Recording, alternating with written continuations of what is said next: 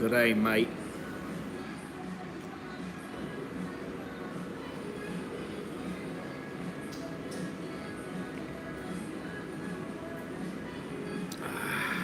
Nice and cool here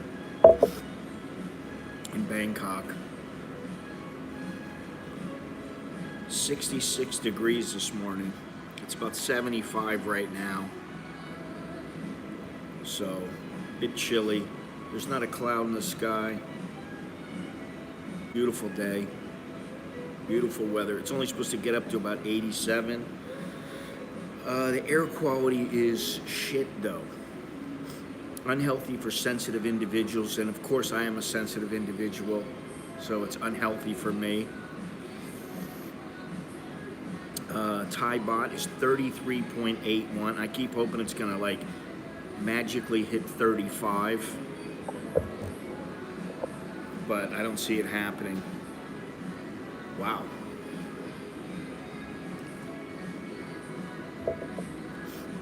That's like the Chiang Mai weather. Chiang Mai was chilly.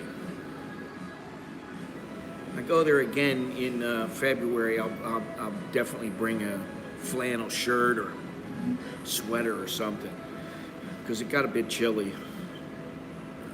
But you know, it's all right. Well, it wasn't bad.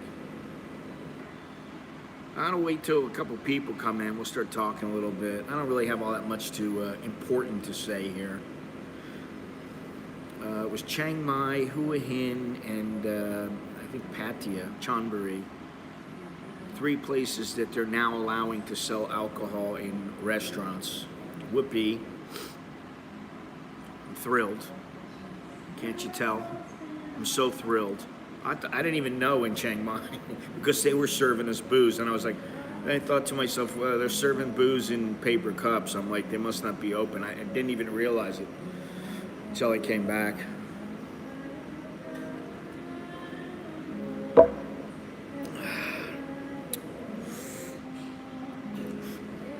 And I will say this, you know, usually I get an espresso, maybe once in a while I get a cappuccino to mix it up. Today I got a hot chocolate, and man, it hits the spot. It's really hit the spot. It's not all that cold, but it just hits the spot for some reason. The chocolate in the morning. They do make a good hot chocolate here. Oh, they turn the lights on. In case you don't know, yesterday was King Bhumibol. His birthday, had he been alive, it was his birthday, and it is considered Father's Day. And then today is a holiday. Today's a holiday. Good morning, Andy. Today's a holiday because yesterday was a Sunday, birthday was on a Sunday, it's a holiday, and so they're observing it on Monday, which means no school for my kids, no work for my wife, and yeah, you know, just a very mellow day, which is what I like. I like the mellowness, but she and I have been talking. We were talking about it this morning and last night. She wants to go somewhere else already, and she's into the trekking. The trekking is a bit rough on my hips, but and my bones, you know. But I can do it. And I told her, well, let's go to Nakhon Nayok. So we're looking into that. They got some good trekking there. They got some good kayaking there. And that's going to be either later on this month or sometime next month, early next month, middle of next month. And then hopefully we'll be able to go to Qingdao in February. So listen, if I can't go down one particular river, I'm going to go down a lot of different rivers. I figure I got to keep myself active. I got to do something a little bit exciting because I don't know how people who I don't know. I get bored too easily, you know. I need that adrenaline. If Hong Kong was like full of protesters as in the past, I would probably go back.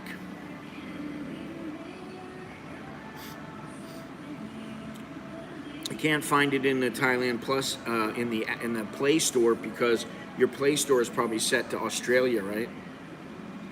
I don't know that it's going to be available to anybody unless they put it in, which, you know, this is a screw up in itself.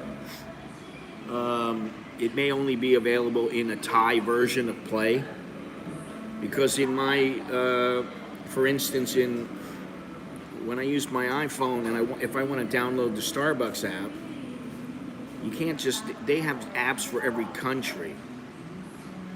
And if I'm using my US account, I can't download it. So I have to switch to my Thai account.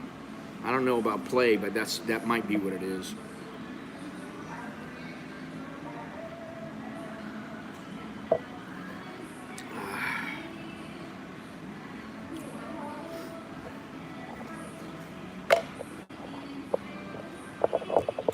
Yeah, I mean, check and see what you got. You know, what I'm sure if you're paying for things through Play, you're probably set up through Australia. So that might be what it is.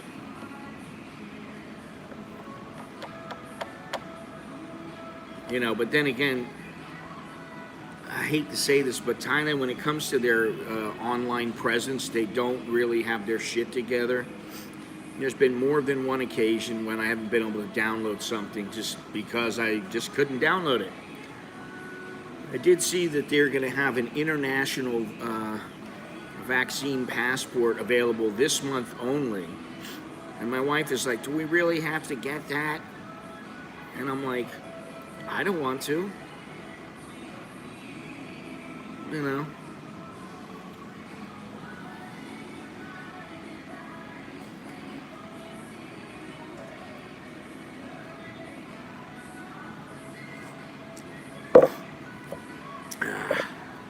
Well, you know, I came on today at 9:30. I didn't know I was going to stream.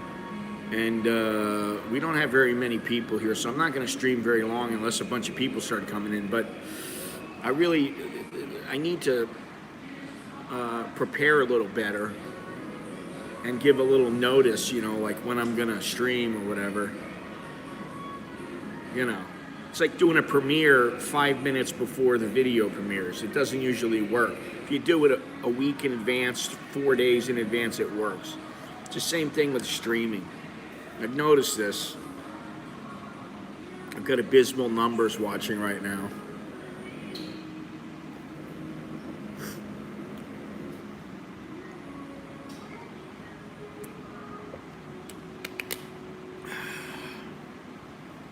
But we can shoot the shit. Now we have a QR code for Vexatus. Well, I have one here as well. I don't know why they want to. I don't know. Maybe. Yeah, I have no idea why they want to do it. I'm really just. I don't even like thinking about this shit. And today, you know, I got on a motorbike to come over here. And I thought, if it's the old man that I use most of the time, there's one particular old man. He picks me up all the time.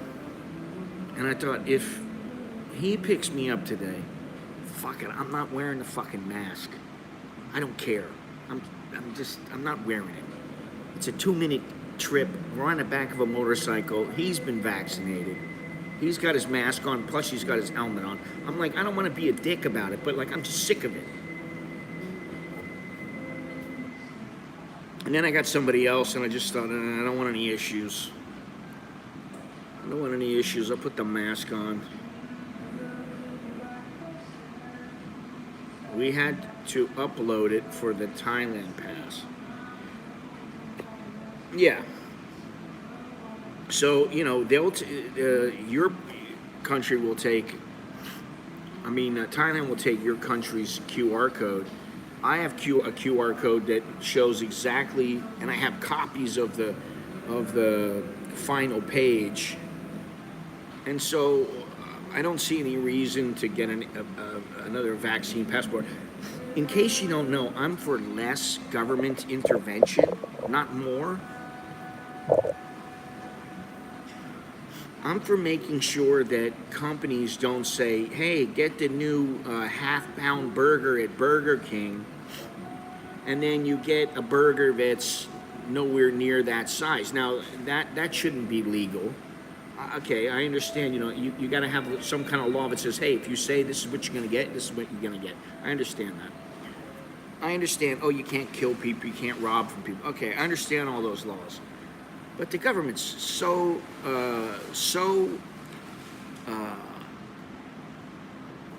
entrenched, and those bastards work for us. We don't work for them. I don't work for them. I don't work for the government. If I work, where's my paycheck? I don't get a paycheck from the government. Anything I ever get back from the government is because of money I put into the system. And I put a hell of a lot of money in before I came here. I don't put as much in anymore, but so I'm for a hell of a lot less government intervention, and that goes for this government as well. Good morning, Dowlo. Good morning, Aussies. Good morning, anybody else who's here. This girl snagged my spot today, so I don't have my usual spot. I was too slow. My fault. I just kind of dicked around at home.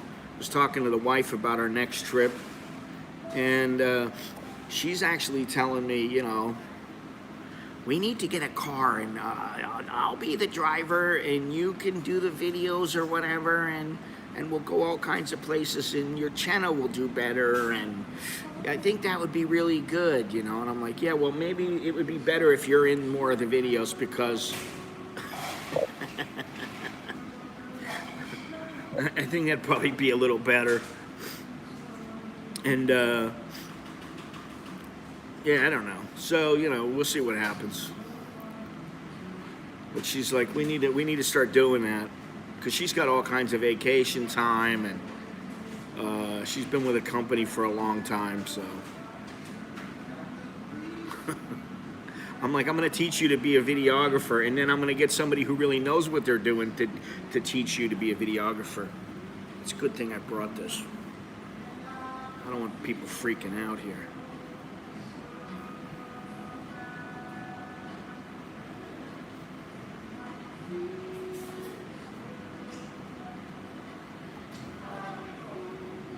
It's all about the do-re-mi. It's all around the Dao-lo-re-mi. I had to try to fit that in there. Yeah, they're raping people, man. They are just out and out raping people on those tests. When you talk about big pharma and how their connection to politics and into this situation, in one way, I'm grateful that they've helped to facilitate a massive change in medical technology. Obviously, it used to be in the old days, you get a bad cut and you might have to get your arm sawed off. You get a bad cut on your forearm, and you might have to get from the elbow down sawed off, and that wasn't any pleasurable experience by any means. So I can appreciate that, but it just seems like they're just and maybe they should cut back 10 or 20% on the salaries of some of the people who are the pharmaceutical sales reps and some of these doctors, and maybe they need to understand that while it's great to get these people, it's not great to rape the people. And that's what they're doing. They're financially butt-fucking any person they can. And of course, Thailand's no different. The United States is no different. All these places, they're all, at least in the United States, you can go into a drugstore and go get a shot. Here, it's like, I wrote or called and asked about do I need a booster? Am I going to need a booster? I called the place up where I got my shots. We don't know that yet. I said, well, who does know? Milo, they don't know. Because, you know, they're like machines. They're not very good at setting things up or coming up with ideas, but once they have what they need to do in place, they're very good. Which is why when you go to get your shot here in Thailand, it's a breeze. I mean, it's like step 1, step 2, step 3, boom, you're out the door. It's fantastic. Listen, before I go any further with this, do me a favor. Leave a thumbs up. Subscribe if you haven't done so already. Consider getting a American in Bangkok t-shirt, or I have the less pronounced one, which I need to get a couple of those for myself. Just a little circle that says an American in Bangkok. You can get one of the other shirts as well. What is it? I don't hate people. Bar Girl Lives Matter. There's all kinds of them. You just go down in the description. Everything's right there. And that'll help support the channel and help my endeavors. Help me to try to become a better videographer, because anytime I make my videos, I always question my videography. My editing, it's good enough. It could be better. But man, when I start shooting things, I'm like, do I have enough? Should I shoot more? Is this going to be good? So, anyway.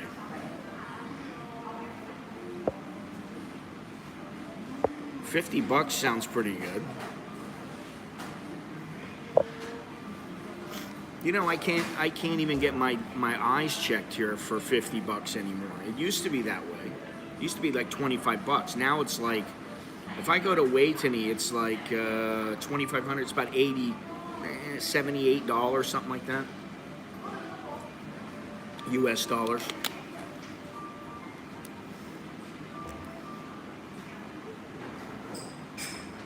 And now we got some people in here.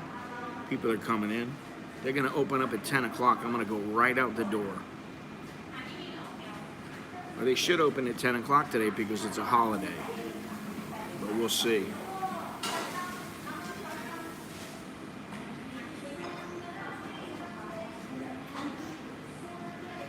Anyway. Yeah, happy Father's Day to me. Yesterday, my wife remembered, my kids forgot, and I'm like, you guys didn't even wish me a happy Father's Day. What's up? Oh, they forgot. They didn't even realize what day it was. And Nicholas is like, oh, I think it's tomorrow. No, that's when they observe it. So, which goes to tell you, you know, people know it's a holiday. They know it's a day off from work, a day off from school or whatever. But they don't always remember that it's Father's Day. Well, thank you, Dallo. Thank you very much. Listen, I don't know about you guys, but like when I was raised, I woke up when before the sun came up. I learned the early bird gets the worm. My kids, as hard as I try, they would rather stay up until 3 in the morning doing whatever they do. Watching movies, playing video games, playing guitar, playing keyboard. And then they wake up at like 1 o'clock in the afternoon. They go to sleep 3, 4 o'clock in the morning when there's a day off. So I come home and I'm like, it's 1 o'clock. Why are you snoring? The other day I had a package delivered to me. And the guy's calling me up. Hey, isn't anybody home at your house? I said, yes, there's 2 people home. And so I try to call my kids. Neither one of them answers. I'm like, God damn it. I get home. They're both snoozing hard. I'm like, don't you hear your phone? No. I said, well, you know, are your 2 boys speak better Thai than English? I don't know. What does it matter?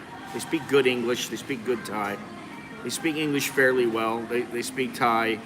You know, I'm going to say Thai.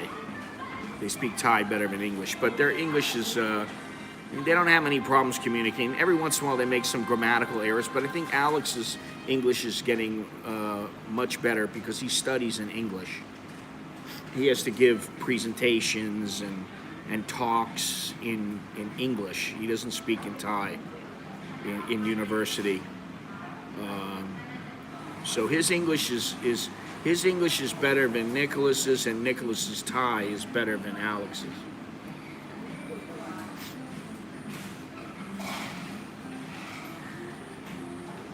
But their English is still better than my wife's, their mother's, and they don't let her forget it. They're constantly correcting her about what to say, and sometimes I'm like, "What are you saying?" And they'll ask her, and they'll be like, "What?" And then finally they'll understand, and they'll correct her and tell her how to say it, tell her in Thai, you know. They're good like that. They do it respectfully, so that's good. But they respectfully like to sleep in until 12 or 1 o'clock every day. Sometimes later, Alex especially. Thank you, Dallo. Appreciate that.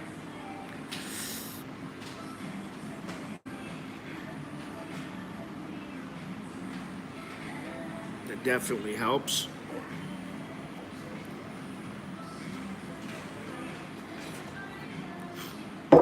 It's the last of my hot chocolate, which is really, really good here. Listen, if you're going to come to Starbucks and you don't want their coffee, get the hot chocolate because it's always good. Very, very good. So they should be opening up tomorrow in about 2 minutes.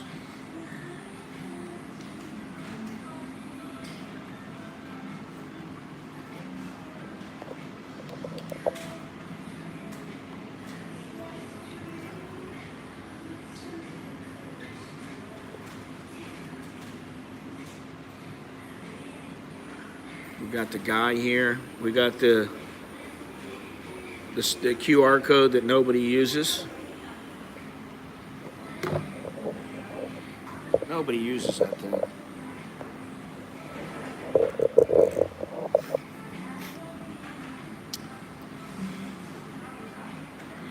Yeah, for sure. For sure. I don't think they're going to have any problems finding a job. Now, whether they get a job that they want right away or not, that's another story. But you know, whether they really like it or not, who knows? But yeah, I'm of the opinion that if you're a Thai and you don't speak English, you're missing the boat. Especially this new, you know, their generation. You really have to. The world's evolved. I mean, look at how, I mean, there's a big Thai community, you know, that writes in Thai online. But if you really want to get seen, you got to have it in English as well. And I forgot what the site was that I went to. I think it was a website about kayaking. And the whole site's in Thai. And I'm like, all right, so maybe they only cater to Thais and they don't have anybody that speaks English, but like, I don't know, man. Pay somebody to translate the page into English. You know, it's just, it's a pet peeve of mine because I think English is the international language. You know, it might pay to learn how to speak Chinese or French, but you know, to have a site up that's catering to tourists and then not have it in English, I was just like, now I got to sit here and look through it all. And you know, listen, it's Thailand, but the internet is not Thailand. The internet is the world. So I think when it comes to that, it pays to have at least 2 languages in your repertoire. Yeah, well, that doesn't necessarily mean it's going to work, especially if they embed something or they have images that have clickable links and that kind of stuff. Scott is an example of a good father. Well, thank you. That's one thing I do well. There's a few things I do well, but being a father is the most important thing, really. I've said that many times. You know, listen, I can try to do trips. I can try to do, you know, feats that I've wanted to do. And I've tried many things in my life and failed. Once in a while I succeed. But, you know, with the kids, at least so far, they are, you know, they're fairly intelligent. They're polite. They're good, decent people who know right from wrong. And, you know,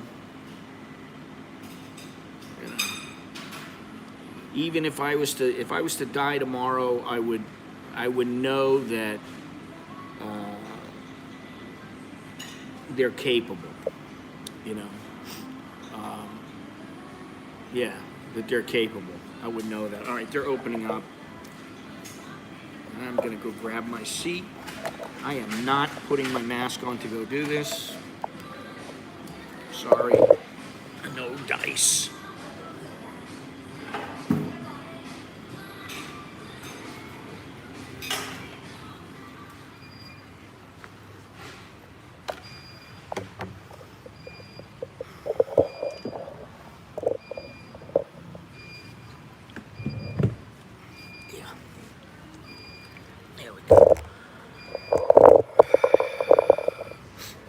Thank you very much, dear Black Miner.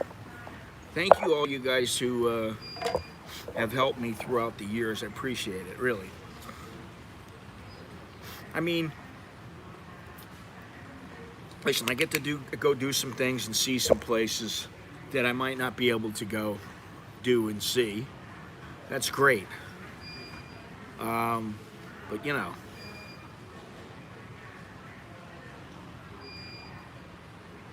not everybody gets to do that, and I know that. Even if it is, you know, difficult at times, some of the stuff that I'm doing. Man, that trek, just because of the mountains and the steepness of the hills and the slipperiness, and you know, it was hard for me. And one thing I have to remember is that I'm not 25 anymore. In my brain, I'm like, I know I can do that. I know I can do that. Now, I have to tell you guys about a movie that I saw last night. Fucking fantastic movie. Really. The name of the movie is 14 Peaks. And I saw it on Netflix. 14 Peaks, what is it? Possible something or whatever. The name of the guy's expedition was the Project Possible. And you talk about just a badass dude. This guy was a Nepalese guy, all right?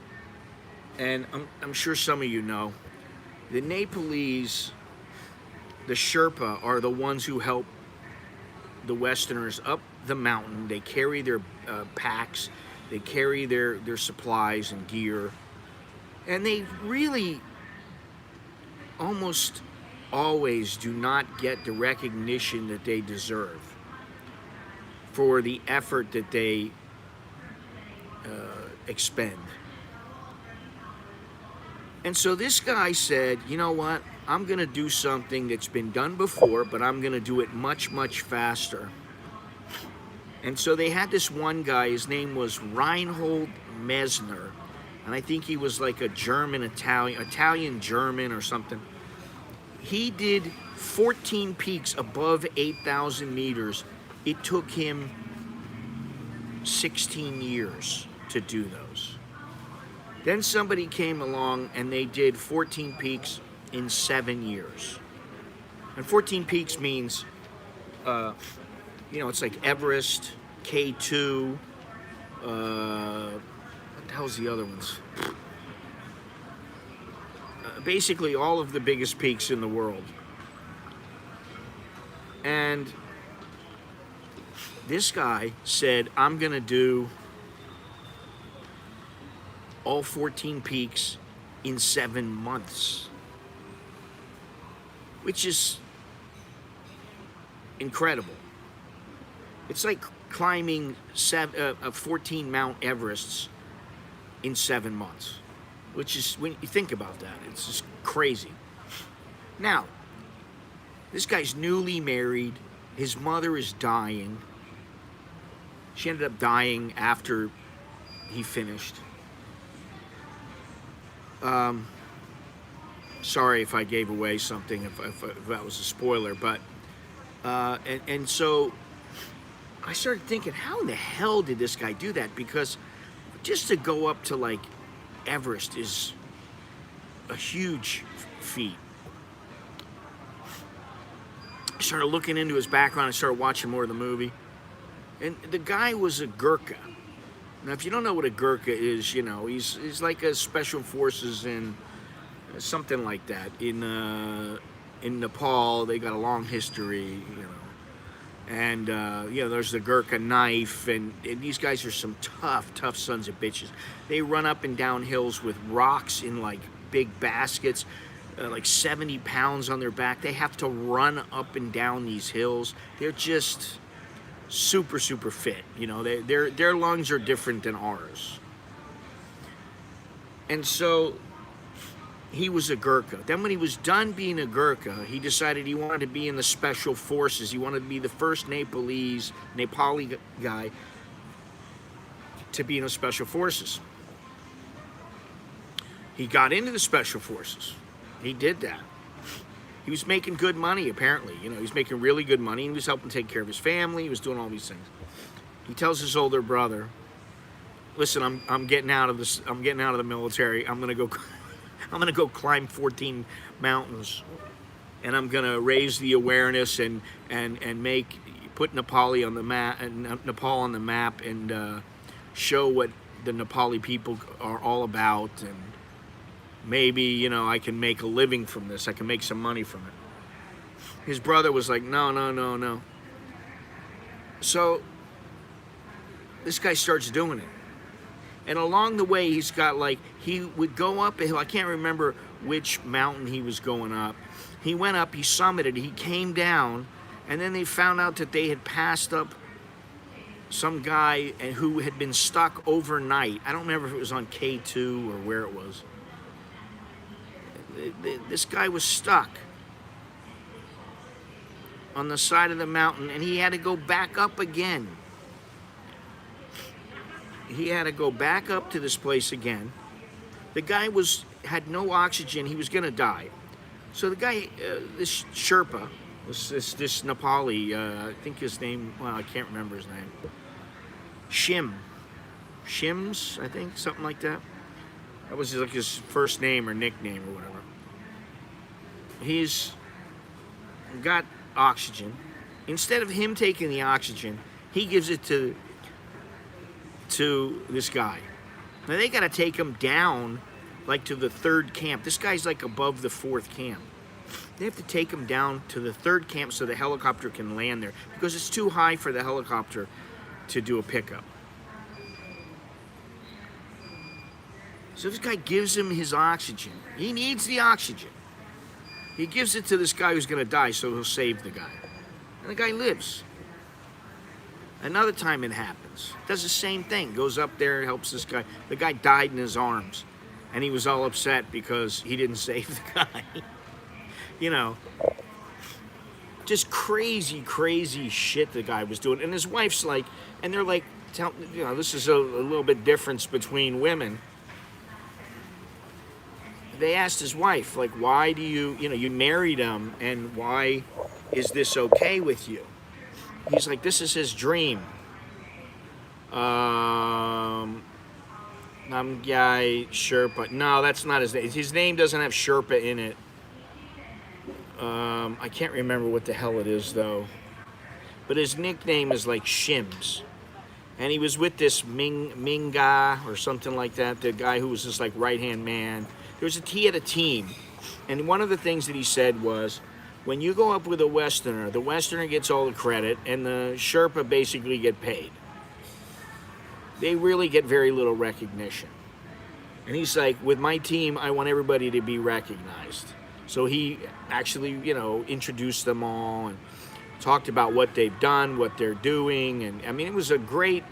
I knew I wanted to watch it. I knew I wanted to watch it, but it's one of those things where yeah, I'll get to it. And my wife just turned it on. She was just sitting there and she just browsing along. She turned it on. I go, "Oh, are you watching this?" Yeah, and it had just started, so I sat down and then I couldn't get away. It was that good, which I don't usually do that. The other day, what was Nicholas watching? Jack Reacher 2. So I thought, I'll sit down and start to watch it. Both of us are like, screw this. Yeah, there we go. Normal Nims, that's what it was. Nims Purja. And his wife, they asked his wife, why did you do this? And why did you get married to him? And aren't you scared? And she goes, well, getting scared, it doesn't do anything good for me. It doesn't, I don't benefit from being scared. So I just have confidence in my husband because I know what a badass he is. This guy was... This makes me feel so little. This guy was waking up at 2 or 3 in the morning. For 6 months he did this. So he could be in the special forces. He'd wake up at 2 or 3 in the morning. He'd go for a 20-kilometer run. He'd come back. He'd do his training in the gym. He'd be doing like mega amounts of pull-ups. And this guy's like a David Goggins, plus. He'd be doing his pull-ups and his weightlifting and all this other stuff. Then he would go do his job. And then I forget what else he would do, but it was just a crazy schedule, man. He was just an animal, and I'm going, my God, man. And she said, I know what he is. I know he will not give up. And a lot of people don't give up. There's a lot of people out there, but they're like, I won't give up. I don't generally give up on anything physical. I just say, fuck it. But there's a limit. Your body will give up. Your brain is going, I'm going on, and you're trying to move, and your body won't move. He's in a position where they tested him in England, and his lungs were, like they said top elite climbers, or I forget what it was, just elite athletes. They would put them on this machine where they're cycling and they're getting like a third of the oxygen they normally would get. That's all they were getting, was 1/3 of the oxygen, something like that. He said the most elite athletes are doing 90 seconds of this, and then they tap out. The idea is to do it for 3 minutes straight, and nobody could do it. This guy did it. So I'm like, son of a bitch, man. If, like when it comes to that, and then the thing is that it's not that he was just physically capable, but he was also very, hang on a second. He was he was an intelligent guy.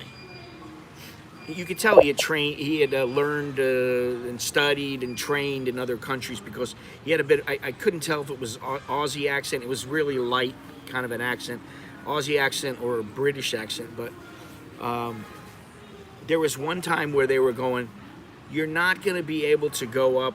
What it was Kachin Chinga or Kachin, I forget the name of the mountain. I'm not good at remembering things, but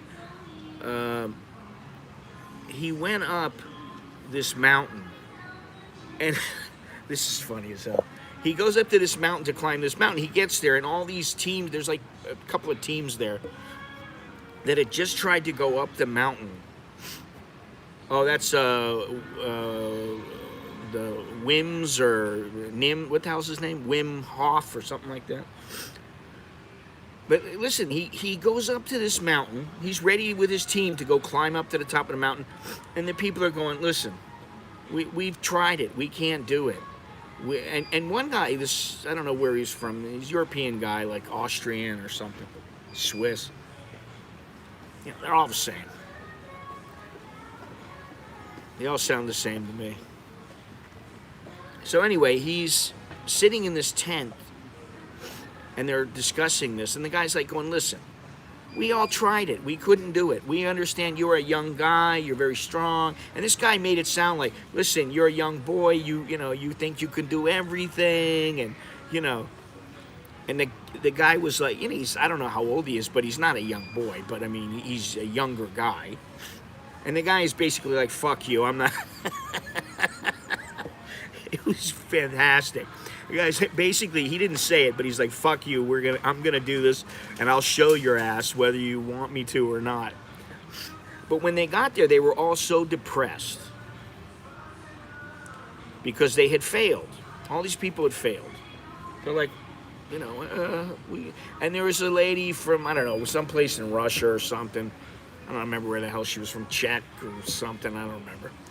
And she's like, I'm so devastated, I don't know if I can do it. And then she's like, I was told by somebody that if we go up again, it's 50-50, that we may die, 50% will die, 50% will make it and live.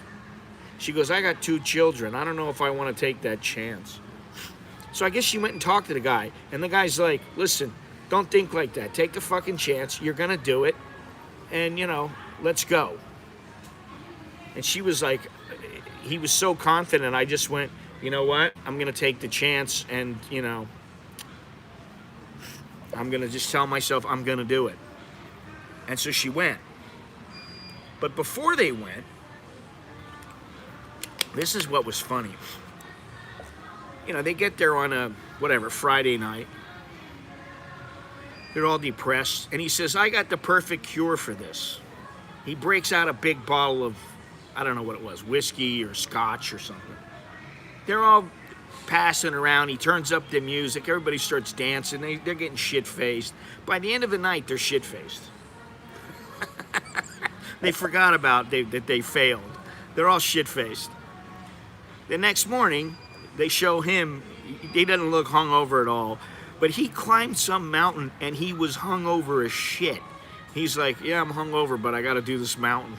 So he went up this mountain, and he succeeded. And there was one of the climbers, some Western climber goes, oh, it was this guy named Jimmy Chin, he's the guy who photographed the guy, his name is Alex Honnold, who does the climbing without any ropes on the side of the steep faces of mountains.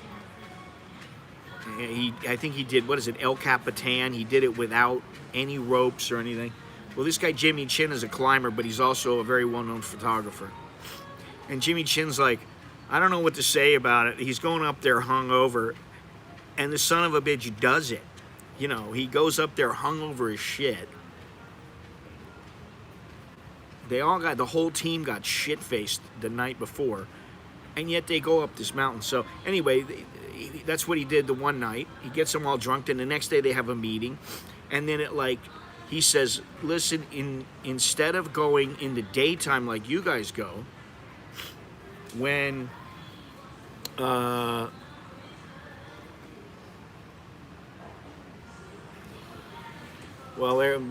that's the fun though. The climbing part is the fun.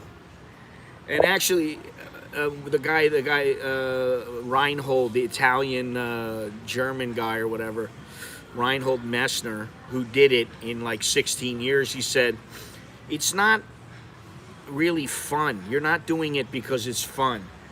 You're doing it to get it done and to do it, but you're doing it because you want to see how much pain you can take, because you're in pain every minute that you're doing this. He's like, just taking a step is painful, So, I mean, I highly recommend this movie, 14 Peaks. You can find it on some of the streaming sites that, have movies and stuff. But what a great movie. Great movie. I mean, and I just thought to myself, okay, I'm not gonna climb Mount Everest. That's never gonna happen. I'm not gonna be a climber. I never wanted to be a climber. I think you need to want to be a climber. I never wanted to be, but you can always do things. So, at some point, I'll do something, whether it's kayaking or canoeing or rafting or another trek or something, because I need that. I need that adrenaline buzz, Life is boring without it. I don't know if any of you guys can relate to that, but really,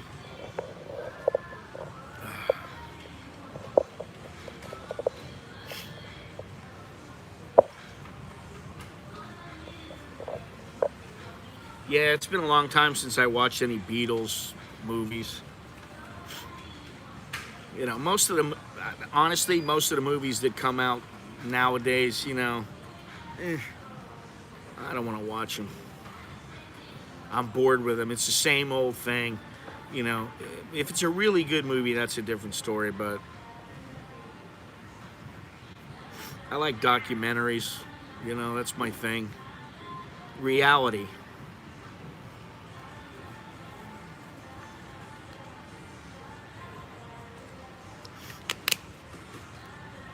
Well, maybe I'll have to watch it if it was good.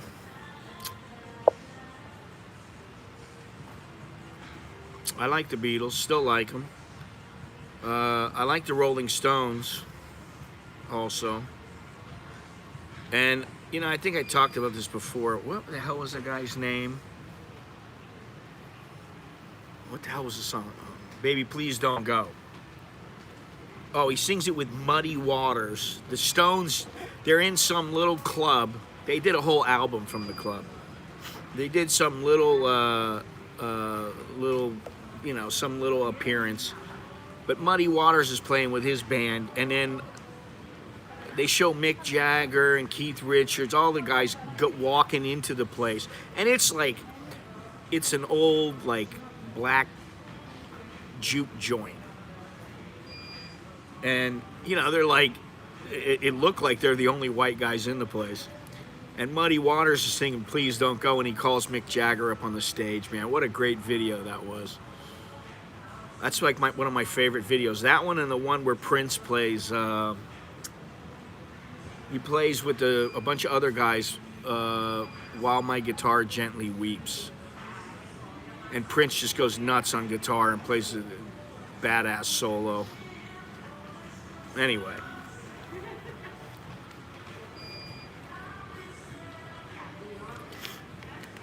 Once in a while I get lucky and find a decent show or decent movie.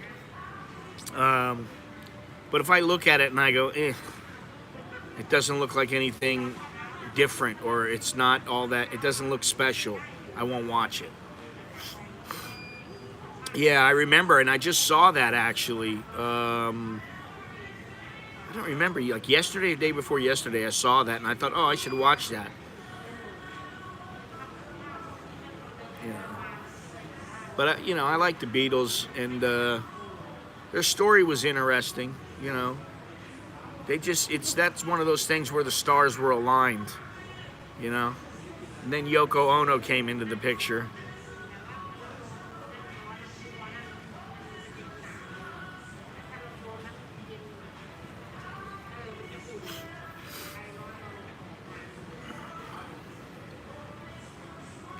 Nobody in the mall. There's two people in Starbucks.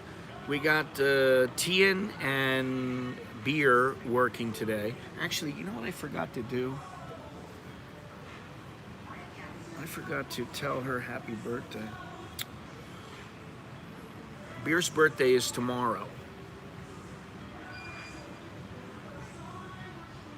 So she told me, and we were so busy talking about, I forget what the hell we were talking about. We were so busy talking because there was nobody here. She was the only one working, and at the time, and she said, tomorrow's my birthday.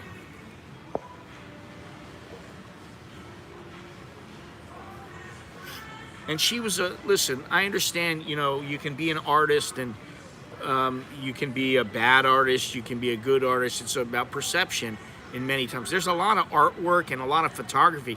I think it's just complete dog shit. And yet, it's sold for millions of dollars. What do I know? You know. And she, as like a singer, was fucking horrible. In my opinion, she was absolutely horrible. And, you know, I don't know. She had something going on. She must have had the magical little snapper or something.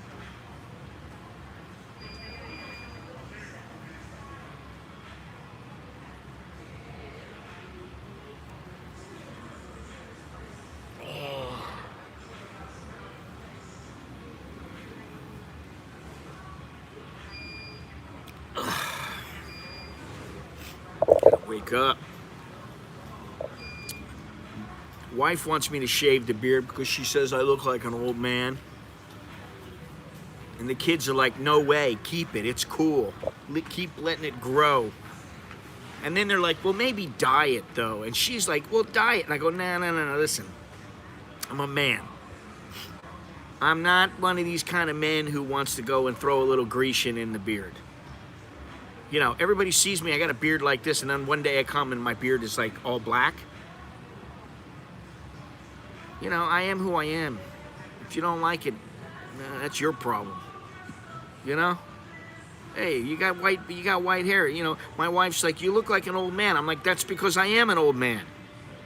I mean, like, what the fuck you want me to say? You know, I can't turn back the clock. I'm like, honey, you may be younger than me, but you're gonna be there fast, and everything that I told her has come to fruition. Which is, you're gonna gain a little bit of weight, you're gonna start feeling a little more pain, you know. Oh, McCartney's fucking awesome. I mean, you think just how he sings and how he, I don't know how he manages to come up with some of the stuff and then sing to it. And I mean, how many instruments does he play? He plays a bunch of instruments.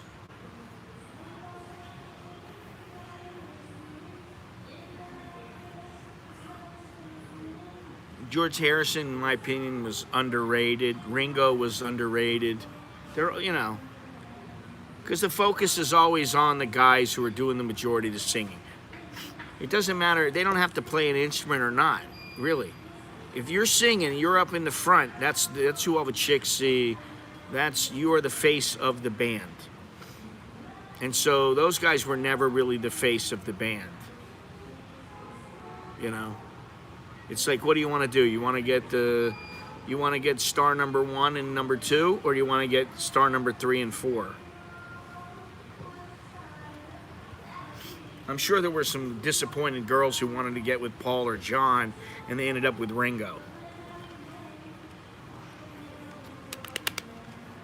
You know.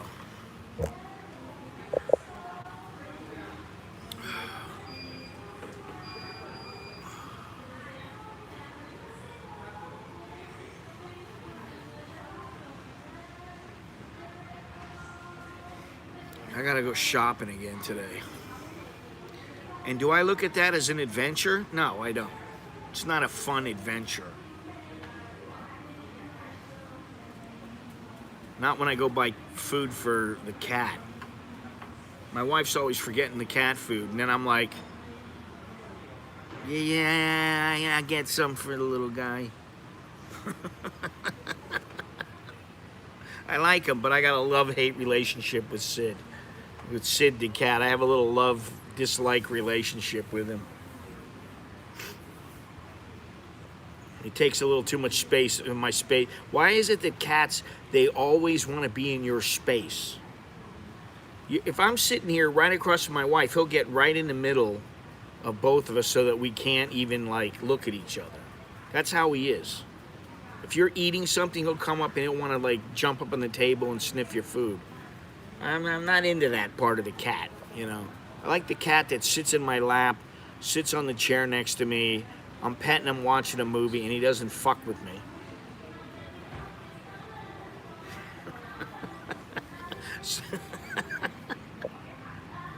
He starts nipping at me. That's when I'm like, get out of here, Sid. You need to bail. And going outside the house every day is a little bit sad.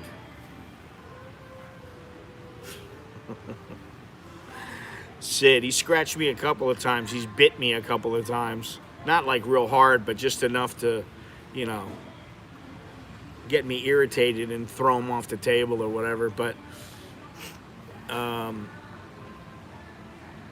you know, I walk outside now and there is no, you know, there's no Odie. There's no Odie shit that Nicholas needs to clean up. There's no smell of piss. And I'm just like, place is empty now without the dog. And when we went up to this camp where we went hiking and kayaking,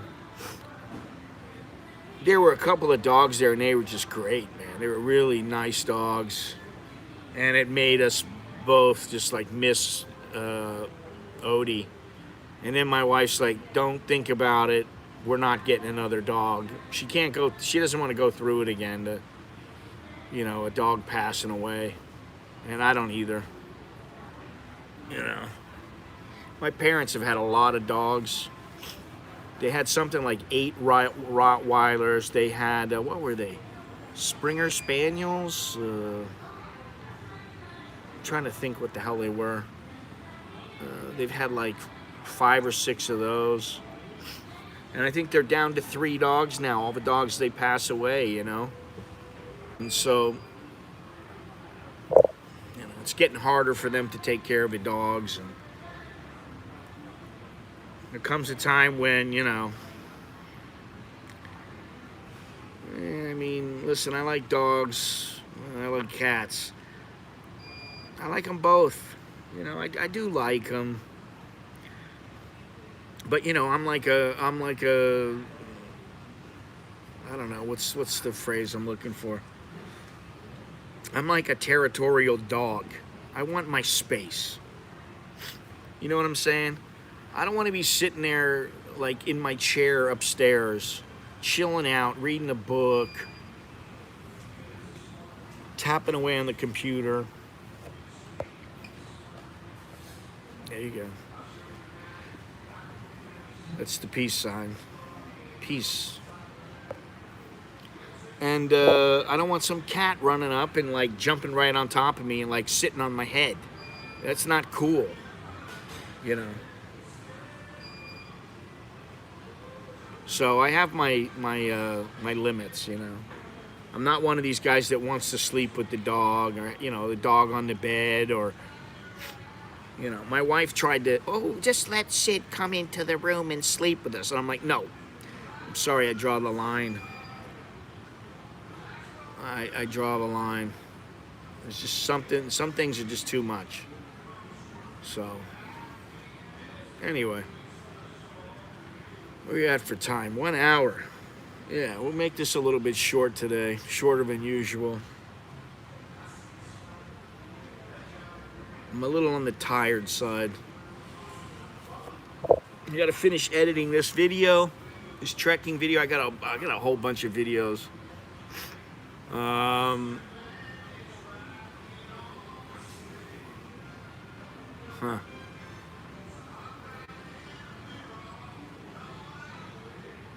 The first album I ever bought, it was an album, it was an LP. Was what the hell was it called? Was it Beatles Revolver? It was the one with Eleanor Rigby on it. That was the first album I ever bought in my life. And I love that album. It was good. I haven't listened to it in a long time now, but yeah.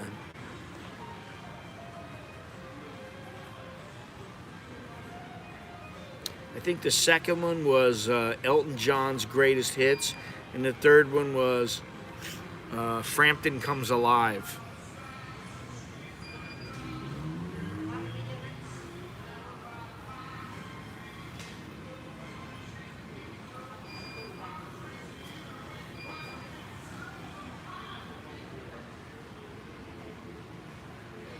Freaking beautiful day out, man. Really, it's just so nice out.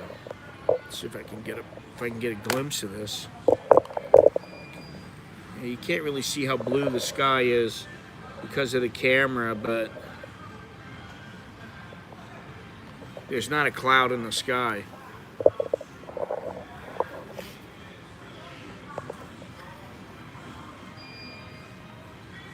Oh.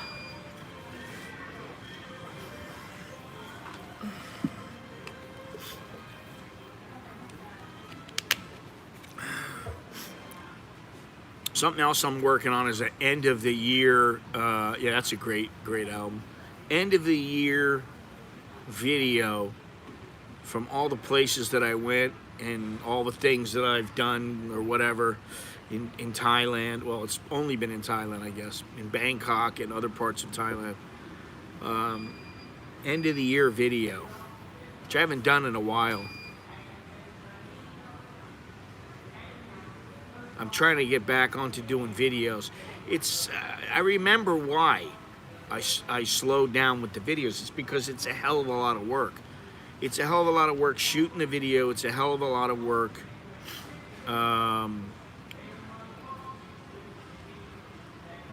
editing.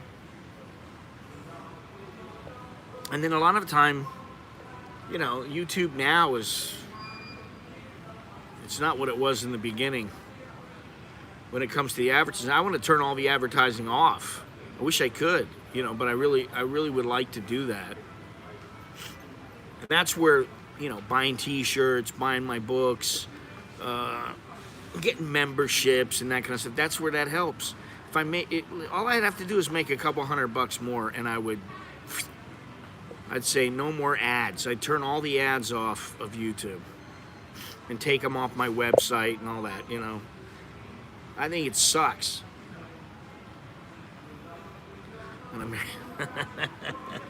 An American in Bangkok Christmas special. Yes, watch as I have our Christmas dinner. Whatever the hell it's gonna be, I have no idea. And you know, my wife's been asking me, so are we doing anything this year? I'm like, I don't know, are we? We're definitely not buying a tree. Every tree we've ever had and all the decorations always end up getting thrown out and smashed, and they're all tweaked, so we just get rid of them and go, next year we'll get a better one. You know, it's like nobody cares. YouTube Premium, I see no ads. Yeah, and I get a little percentage of that, apparently. I get a little bit of that. But it'd be, well, I don't know. I don't know what's better. I don't know what's better if people, for people to get memberships, people to get premium, or just, you know, donate or buy shirts or books. I don't know what's the best thing to do. I don't know what generates the most income, you know. Quite frankly, it's like it's like one of those. It's like the woman who said about her husband, the Nepali woman. What am I going to worry about it for? And you know, that's the thing. It's like I can't figure it out because YouTube is not transparent. YouTube is not very transparent, you know. Festivus for the rest of us, yes. There we go. The show about nothing. Christmas special about nothing. The Christmas special about tequila. You know, I still have like 6 bottles, 7 bottles of tequila. I haven't had a drink of tequila, not one sip of tequila in, I think the last time was when I was with Billy and Jono. We were at a Mexican restaurant, and yeah, we ended up, I think all of us ended up getting a little bit toasty because we had like 4 or 5 shots of tequila. And the tequila was good. That's the only kind of tequila you should drink. Good tequila. Don't drink the shit or you're going to be definitely hungover. You're going to be hungover anyway. But you'll really be hurting if you drink the low-grade shit. Not only that, you might get the shits.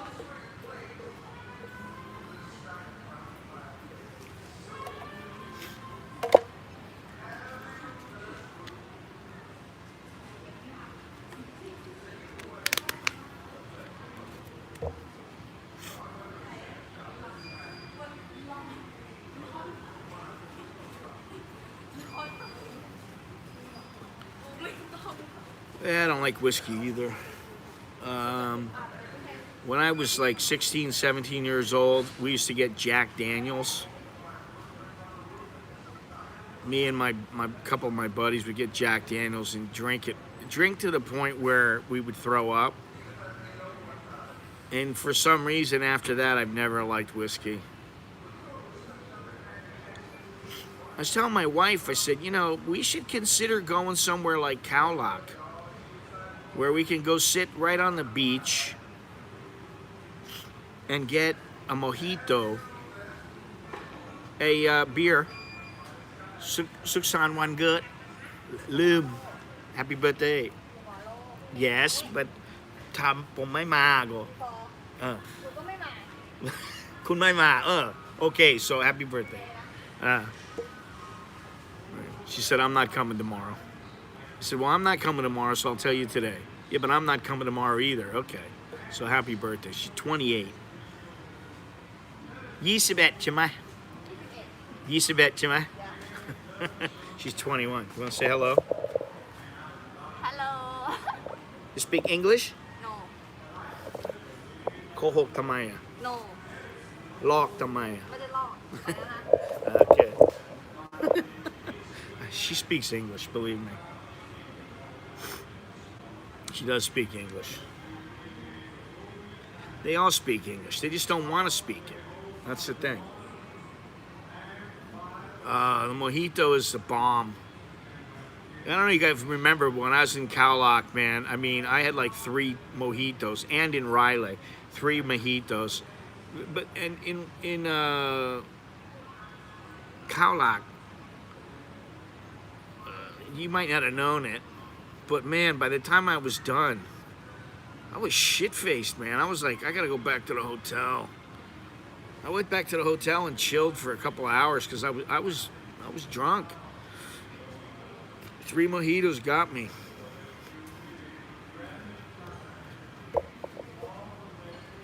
I'm not in that mode where I can just, you know, pound the drinks and you know, yeah, I get drunk, but I'm fine.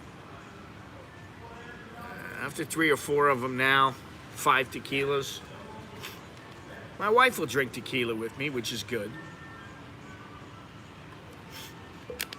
So maybe the next time when we go somewhere, I'll bring a flask full of tequila.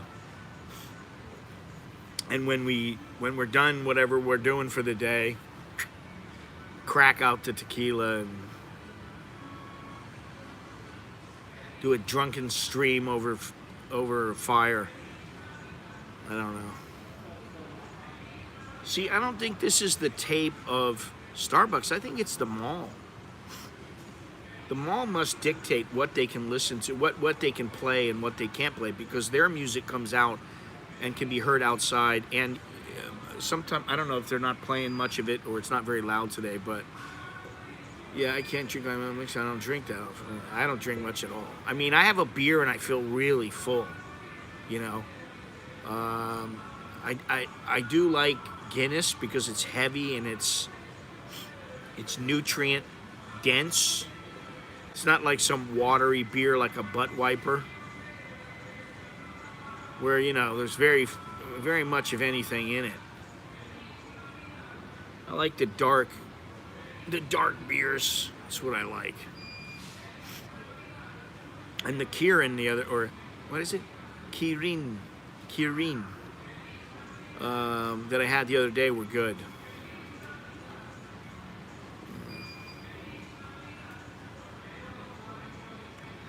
And I mean, you know, I've drank wine, I've drank gin. I used to have gin tonic all the time. Tequila, Corona, as in Corona beer. You know, there's some Aussie beer I was drinking a while back that was good. I forget the name of it. But they had a dark beer and then like what the hell was the other one? Some dark ale but it was good.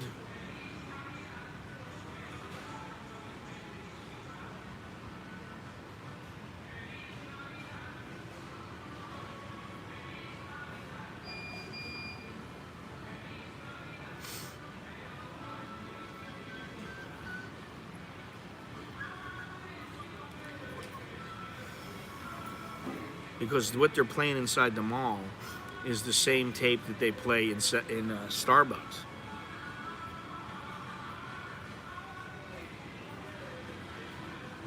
Anyway, what are you gonna do? Take the good with the bad. I don't like all music, but this is all right. I can handle it.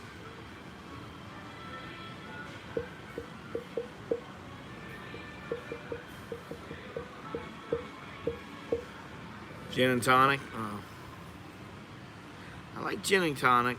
I like vodka tonic. I don't like screwdrivers because I've puked from that before. So, you know, my brain tells me no. I mean, I've drank red wine here, and it's too damn expensive for what you get, really. We had some wine the other night. I did a little, I thought about streaming with my wife and her two friends, but it was dark, and I was exhausted from the day. And I was just like, eh. I barely wanted to go. There's part of me that was like, just go have fun with your friends. I'm gonna stay here, crash out. But then I was like, all right, so I'll go. So we went and had shabu shabu, and then they broke out the wine. 2 bottles of wine, Cabernet Sauvignon, and between 4 of us or 3 of us, we drank the 2 bottles. So things loosened up a little as the night progressed. Sometimes it's good, you got a little bit of booze. It helps. It helps with the vibe. It depends on the wine for me. It really does. There's times that I drink and I don't ever get a hangover. I mean, even drinking tequila, I don't get a real bad hangover if I drink good tequila.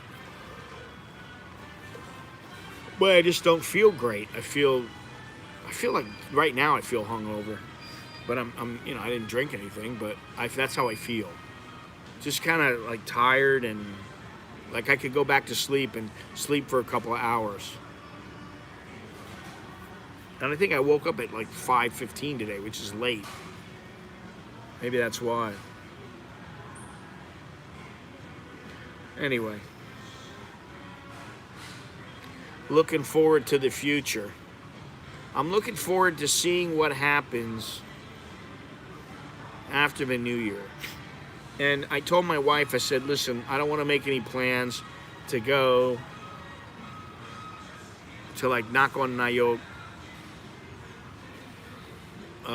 like between Christmas and New Year's.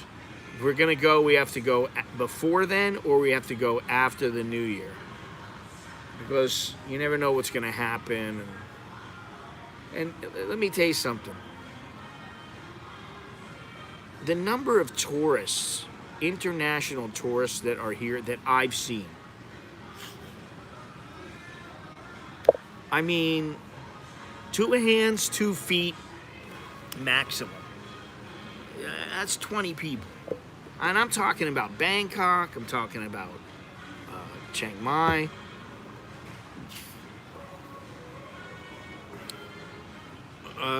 I mean, I don't even know if I've seen really 10 or 15, right? But I think at least 10.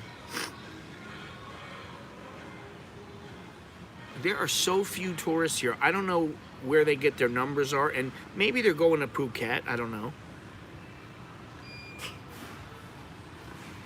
And I do believe that in Pattaya now you can drink in a restaurant, so that's great.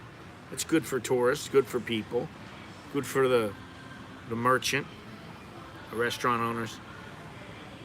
It's great, good deal. But I just don't see, and listen, I was in the airport, very few foreigners there, Westerners, we'll say, that I saw. And, like I said before, on the plane up and on the plane ride back, I did not see one Westerner on either plane. I was the only one. So, It's a good time to come. But, I'm kind of wondering: are the people really ever gonna run back here? And I'm constantly asking myself that. I don't think they are. I think, okay, next year there will be more people, but I don't think they're going to come back like they were a couple years ago. I think Thailand has seen its better days. I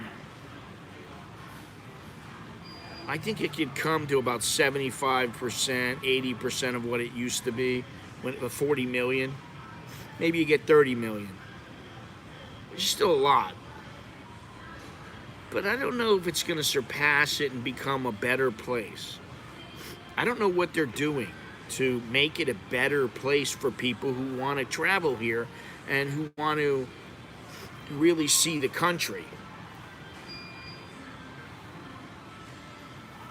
Well, yeah, that's the other thing is, listen, international travel is not something that I really want to engage in right now, maybe next year, but I want to see how things progress, and that's the thing. The uncertainty now is still plentiful. So I just think that a lot of people feel the same way. It might be a couple of years, and then maybe it'll get back. But I think also, honestly, I talked to somebody, and I'm not going to get into it too much, but I talked to somebody yesterday, and we were talking about Thailand's leadership and how this place has changed, and how I don't think it's going to get better for Westerners. I just don't think it's going to get better until the leadership has moved on and there are new leaders. And even then, it could get worse. Hey, I want to make $20 million and see what that's like. Doesn't mean it's going to happen.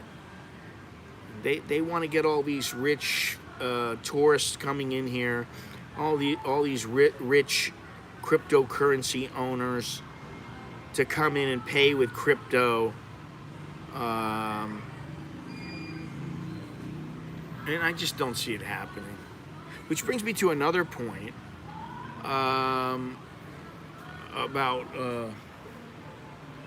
the crypto.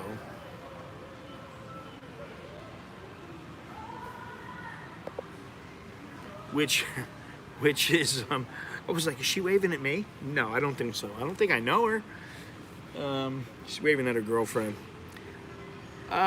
They've been talking about trying to get cryptocurrency a little more entrenched here. What's the country that they made crypto like a legal currency? Was it like Uruguay or Guatemala or somewhere?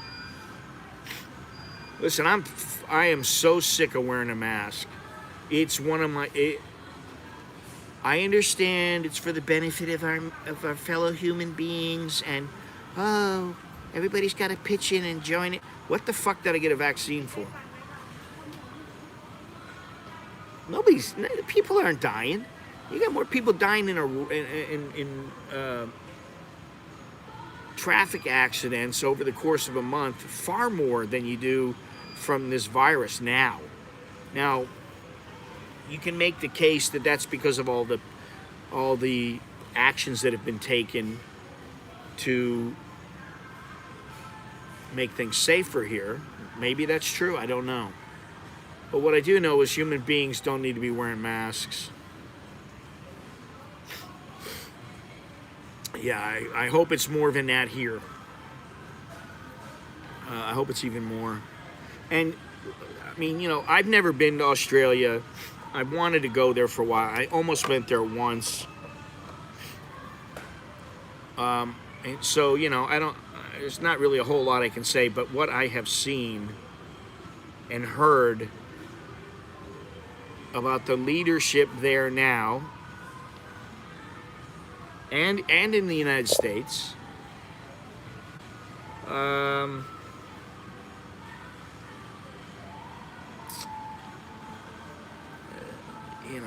you could go on and on and on. And by the way, I saw that Chris Cuomo was fired from CNN.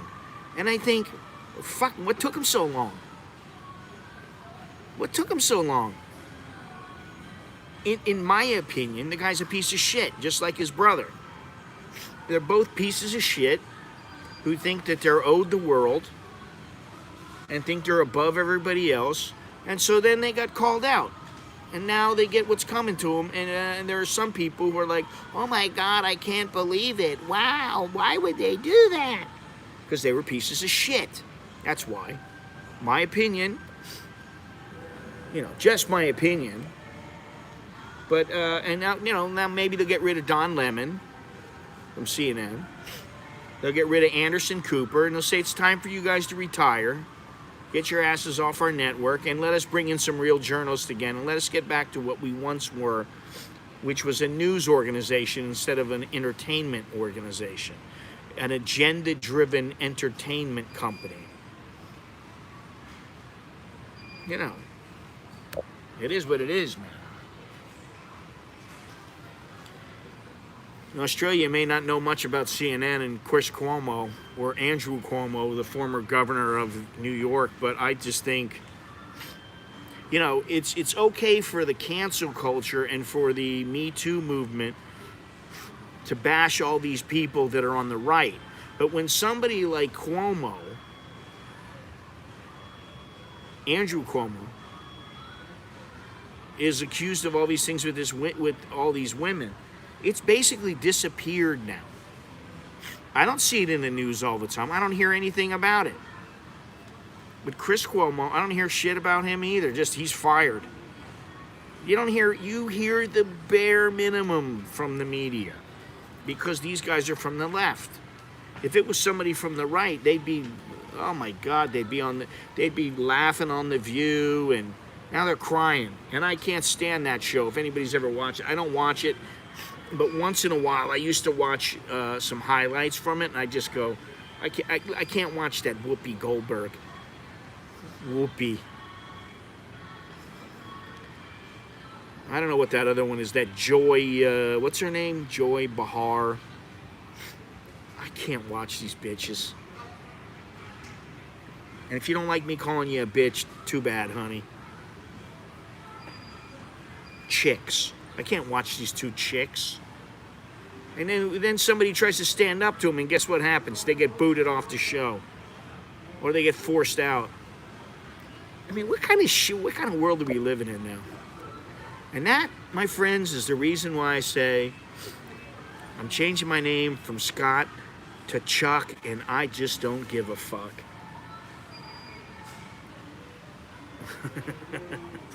Well, at least you knew where you stood with Trump. I'll give him that. He was direct. If he thought you were a piece of shit, he would tell you. I don't think we'd have the same United States if Trump was still in power. And I know that, more than one person has unsubscribed from my channel because I said that I preferred Trump to Clinton. Clinton, listen, I'm going to be honest. Clinton was a dirty, filthy twat, and she still is. And I don't care what they said about Benghazi. That bitch should have bent over backwards to get those guys saved.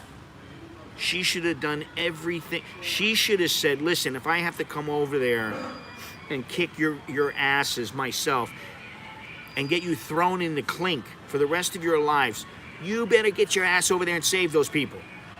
I don't care what it takes. Get it done. That's what you do. But no.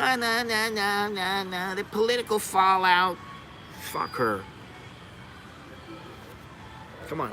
Look at them. Look at the Clintons. Tell me they aren't dirty. Now, I mean, Trump is, I'm going to say he's dirty too, but at least he's straightforward.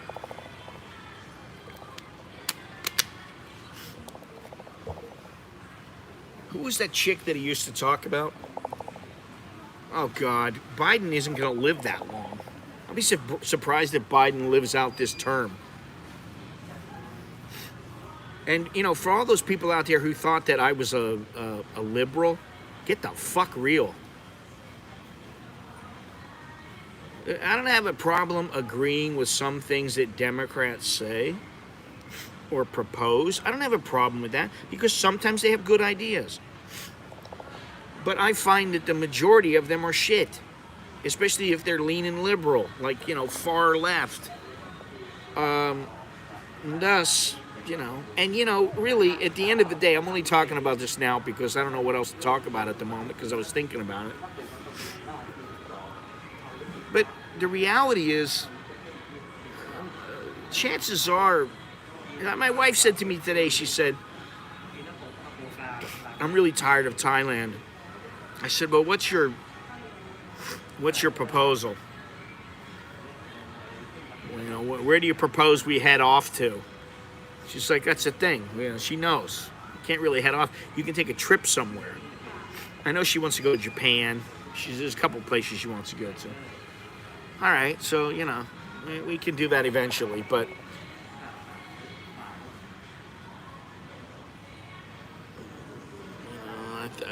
I live here, and I'll probably live here for a while longer at least. At least another 4 or 5 years. And after that, I don't know. I can say, listen, let me tell you something. When I watched the movie yesterday that I was talking about, 14 Peaks, ask Chuck if he ever comes in here again. He never comes in the chat. He only wants to be, you know, in the video, which I'm not doing. But Gennaro, Kathmandu and Nepal is a fantastic place. Now, I've only been there, you know, for, I don't know what, we were there for a week. But man, the people there, even the touts were friendly, they were polite. When you said no, that meant no, thank you. Okay, that was it. I didn't have any of this shit going on. And I actually thought, you know, if there was a good place there, you know, where would I live in Nepal? Now, my mother likes India better than Nepal. And I'll tell you, one of my friends, you guys know him, Steve from Steve's Kitchen. I'll go to Africa for a visit. And if I was going to move there, it would have to be under the circumstances would have to be perfect.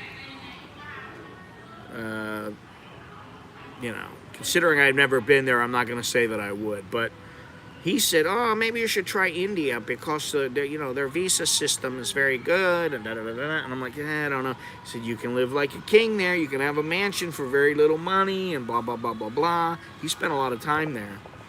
But that's not my kind of, I don't think that's my kind of place. I like Nepal, though. I thought Nepal was awesome, really.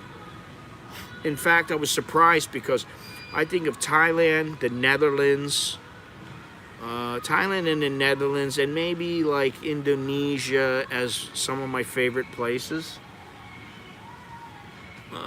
But I forgot about Nepal. Nepal was definitely up there. I really like it. I don't know that I could live there. I'd have to give it a little 1 month trial, 2 month trial, 6 months trial. Preo is not here. You just missed Miss Beer, who said hello to the camera. She was nice enough to come in and say hey. And tomorrow is her birthday. She turns 28. She said, Gennaro, where the hell's my gift? Gennaro forgot me. Preo is not here. She was here yesterday. And so Tian is here as well. So I don't think Preo is going to be here until at least later this afternoon, if not at all. I don't know. I got no idea. I don't know their schedules. I just know that I know who's here on any particular day when I'm here.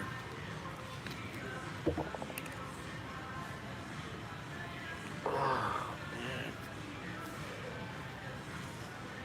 I think I need my old man nap.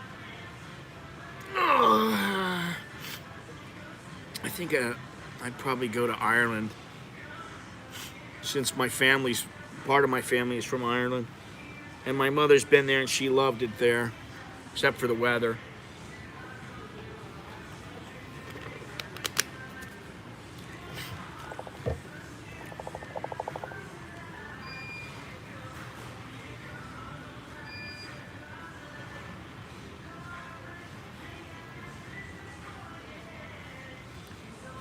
Irish Russian. Irish Russian, what is it? Irish Russian French Brit. Or not, was it English? I can't remember exactly what the whole breakdown was. I got it written down somewhere. I got the whole family tree thing. Gennaro, what's going on in LA? Anything?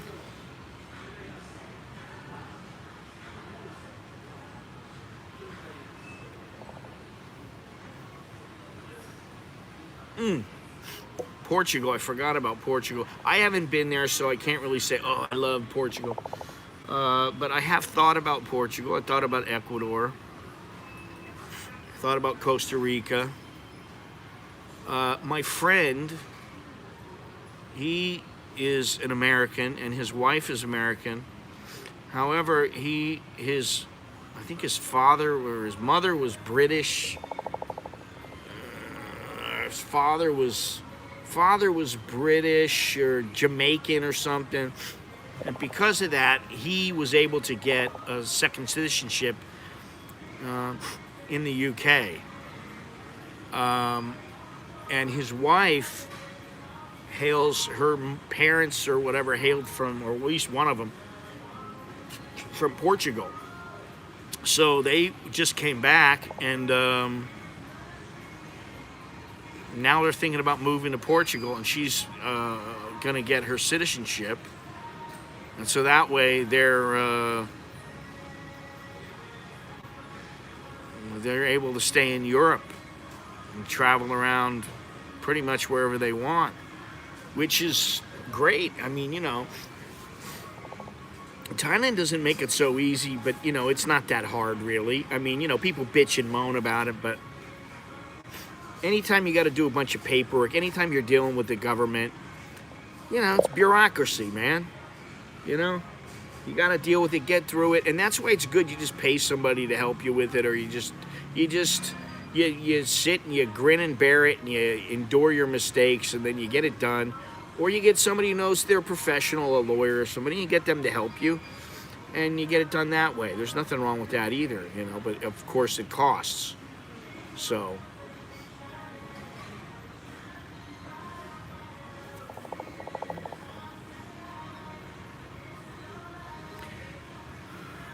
he loved it. Yeah, there used to be a channel, a guy and a girl. It's called 8 Miles from Home. You guys might remember him. And I think they were from the UK. And they came here and stayed here for a while. And they moved to, I think, the Philippines for a little while. And they got out of there. And now, I don't know if they still live in Portugal. I haven't watched their channel in a while. But they moved to Portugal. They were living in Portugal. There are some places that I'd like to see out there, and that I'd actually like to stay for a while. Sardinia is one of those. Maybe Malta, Madeiras in Portugal.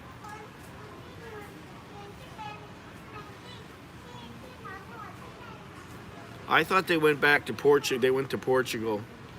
I don't know what happened to them. Yeah, like I said, I don't know. If they moved back there, I don't know what their whole reasoning was. I'd rather live in Portugal than the Philippines. Really? Wow, I did not know that. There were 2 times that once my wife and I planned to go there quite a few years ago. We were going to go there, and we started figuring out the cost, and it wasn't that bad, man. The price was very reasonable. We didn't go because we went somewhere else. And then another time, when I worked in boxing, we were going to go to the Canary Islands. And it just worked out to be a bit too expensive for the amount of time we needed to spend there. But I wanted to go to the Canary Islands, man. I really wanted to go there. Nigel Benn, the fighter, he used to train there all the time. He swore by it. Some of the Brits would train there. Man.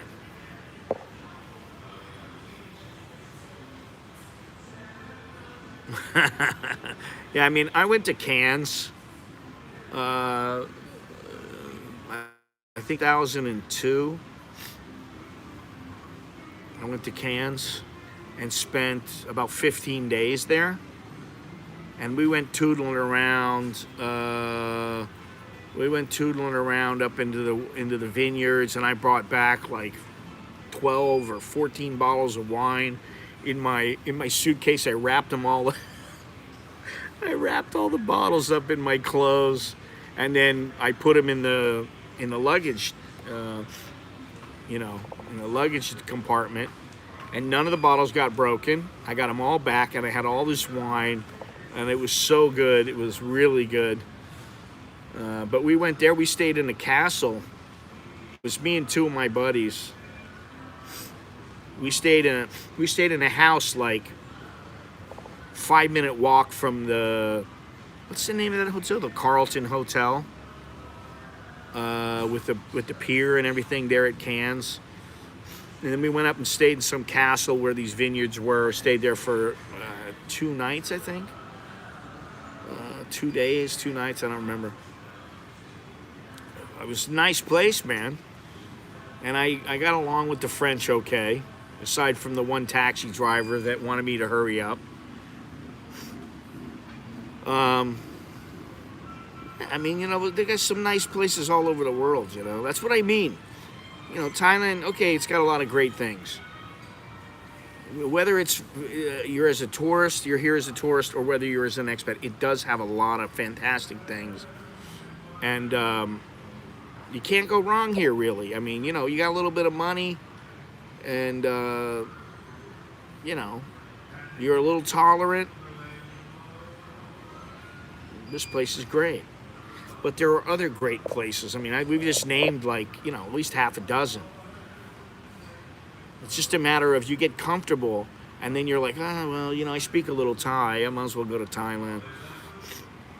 And I'm not really like that, to be honest. I mean, we got a couple of kids. That's the main reason why we haven't kind of looked into elsewhere. That and the fact that you're basically restarting. You're starting over, It's always the key. You always got to have the money.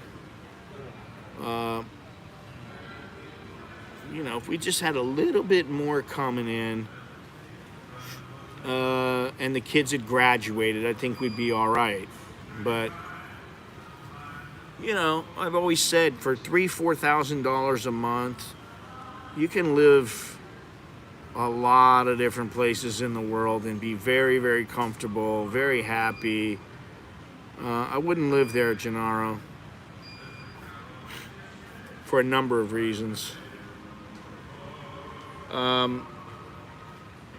It's a fun city, and the people, I've always got along great with the Burmese people. I like Myanmar. But, the city has a lot to desire. Like, stable electricity is one thing. Better medical care is another. Let's not even talk about the government, because that's another situation. There's just a lot of things lacking there. So, yeah, I don't think I would live in there. I don't think I would live there. I met a French guy that lived, he didn't live in Yangon. He lived, some other area. I don't remember where it was, and he was married to a Burmese girl, and he was very happy, but he had like a restaurant, and I don't know how that worked, but, he seemed happy. But, again, he was French. Kakabarazzi, yeah. I wish Scotty could get up to Kakabarazzi, but I have to face the reality that if I feel like keeping my hip intact, yeah, I know, but if I feel like keeping my hip intact and, not literally having to push myself to the brink of death, or maybe just dying, I probably shouldn't try the Kakabarazzi. I just wanted to get to the point where I could go over this bridge. to say I've gone over this bridge to shoot some photos from the. That's all I really wanted to do. I didn't want to go up the mountain. There's not a chance in hell I want to climb any mountain. Ever. I never did. I'm not a fan of heights. I'm not one of these guys who goes, oh, I got to climb the mountain because it's there. No, I don't have to do that. Now I was surprised because I told my mother. I said, hey, yeah, I just got back, and we went. No. I just got back, and I said to my mother, I said, hey, it was a good time. We went kayaking, white water, it was great, rapids. I'm like, but the trekking was kind of rough. I don't know if I'll go, and, I got to make sure about the trekking next time. I need to, take a better look, see what's up. And she said, well, what about the whitewater rafting? She goes, I don't think I would do that either. I go, what's the matter with white? I have no problem with that. That was fine. Now, I didn't get flipped over in, grade 6 rapids, but it was a hell of a lot of fun. And, I've done some kayaking and rafting before. It's been a long time, but yeah, I want to do it again for sure.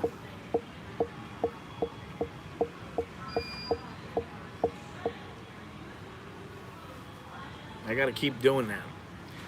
I got 3 or 4 trips planned already. We and at least two of them are with the wife. I want to go to Pai. I want to go to Nan. I want. I will do all of those. Assuming, in good time, I will do them. In time, I will do them. Just like I said, I will do this trip. I did it. I learned a lot. I want to keep learning about it. I want to do it as long as I can physically. There's Mr. What's his name? Kai Shinzan. Japanese guy who comes in all the time. He's always loaded up with stuff. It's not the height that worries me. It's the fall if you're unlucky. Hottie alert. I don't worry about hotties, Gennaro. I never worry about that. It's nice to know, though. It's nice to know your eyes are alert. All you guys who come here are on the prowl. Have fun.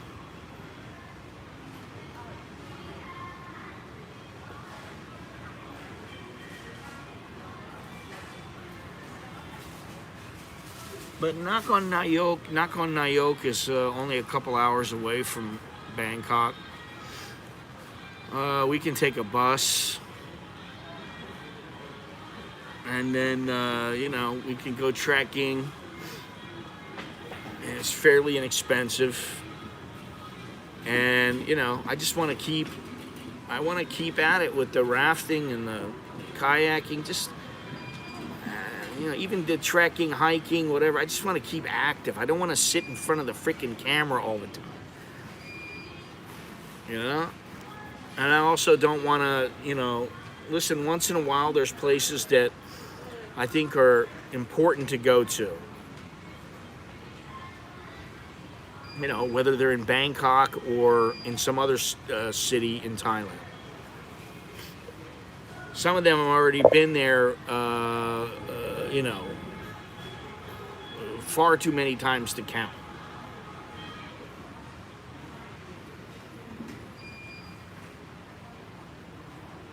But there are always new places popping up, new things going on. So, I want to stay active here. It's great to have this time right now where I'm like, okay, I'm gathering my thoughts, I'm figuring things out. I'm seeing just how much will I need for the next trip, and the trip after that, and the trip after that. How much do I need? How much it's going to cost? How does that factor in? I'm always thinking about these things. And how much, is it a good payoff? I mean, is it fun? Yeah, Krabi is quite beautiful. Obviously, I went there a few months ago, and I really like it. I don't know that I would go there again straight away. There's a lot of other places, like I said, Nan, Pai. Um, what is the place with the, what is it, the Wan River? The Chi River, I think. Chi or the Mun River, which is a little farther east. I forget the name of the city, you know. Those are two other places. Nakhon Nayok, Chantaburi, Pai, Nan. That's 4 places right there. That's, you know, that's a good 6 months.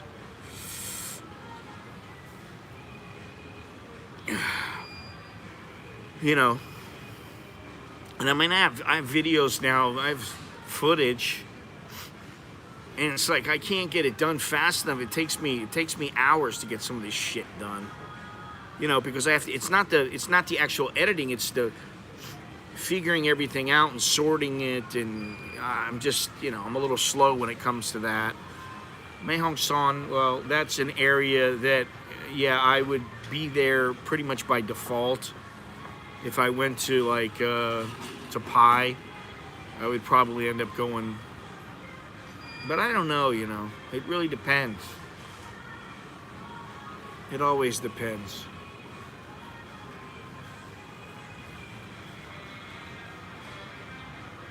The little island villages, yeah. And that's the other thing.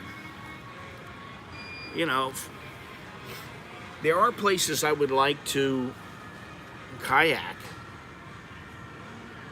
Let's not. There are places I'd like to kayak out in the ocean. Krabi is one of those places. Phuket is another. And I got some good connections in Phuket. Well, me and my wife, mostly my wife, but I have a few. And so, you know,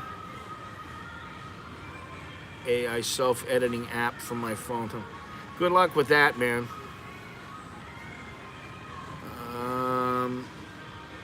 You know, I just went to Nong Khai, which is near Udon. I used to live in Udon a long time ago. You know,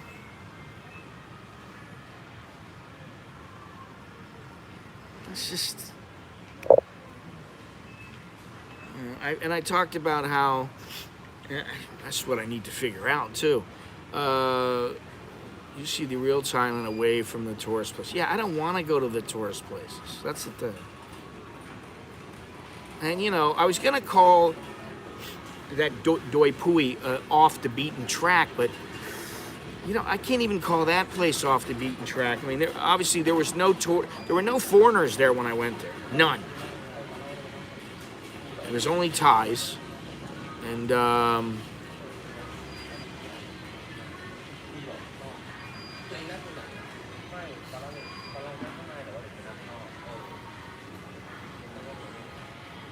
there's just a lot of places to go. There's plenty of places to go where there's tourists. And a lot of the places that don't have tourists are more difficult to get to. You know, that's why there's no tourists there, because they're more difficult to get to. Where we went in Doi Pui, listen, I mean, we took the Song Tao, which is a little bit of a, you know, it was all right. It wasn't as convenient as saying jumping in a minivan, but that's fine. It was okay taking the Song Tao.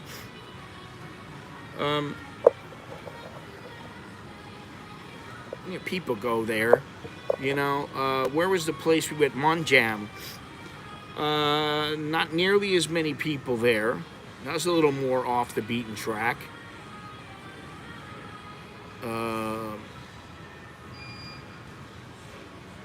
And then we were gonna go to Doi Intanon, but we didn't have the time. I don't know how many tourists are going to be there, how many foreigners. Right now, it's hard to say. So, there's very few places left where you can go that are completely off the beaten track, off grid, very few people. But that's the whole fun. You go look and where can I find a little gem? To me, Monjam, Doi Pui, from what I hear, Qingdao, all those places they're gems that not many people go to, or few people venture out to see. You want to go to Doi Sutep? Okay, there's going to be people that go there. You want to go farther and farther and farther? Okay, less and less people.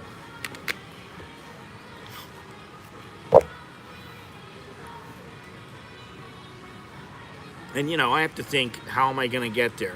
Is this going to take it's going to take me slogging through the swamps?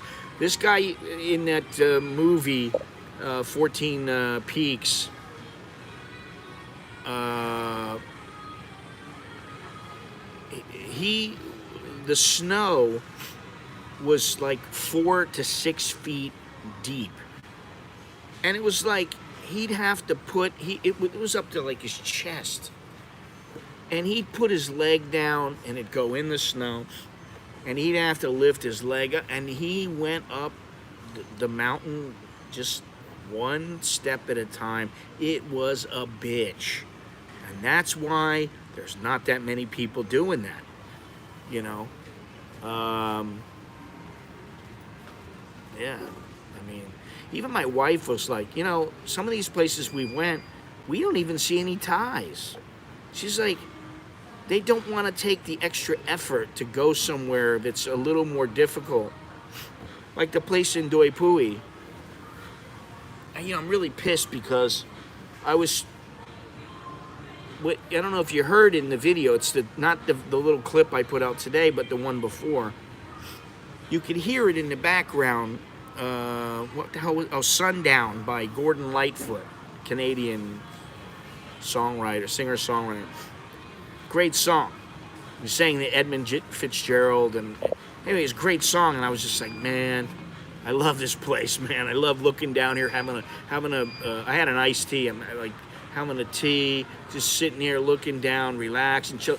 And there's nobody there. The only people that was there was the woman who owned the place, and she's teaching her kid the Thai alphabet, and they're sitting there. That was it. Beautiful place. Been there, done that, Gennaro. Come on, man. Been there, done that. I guess you don't remember that.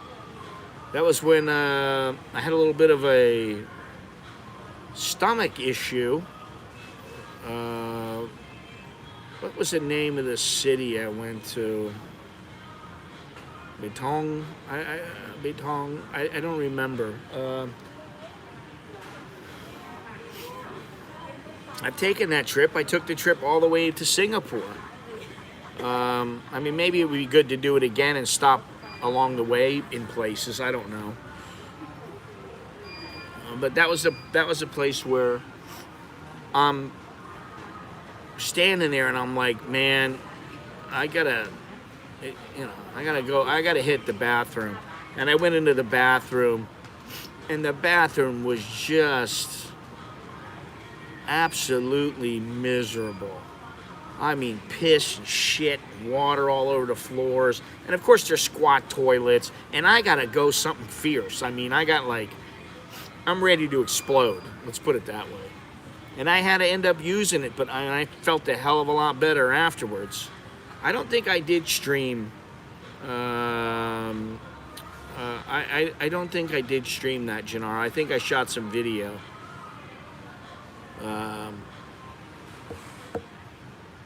I think for now, my shtick is to go to certain cities, see what they got to see there, eat some good food in these places,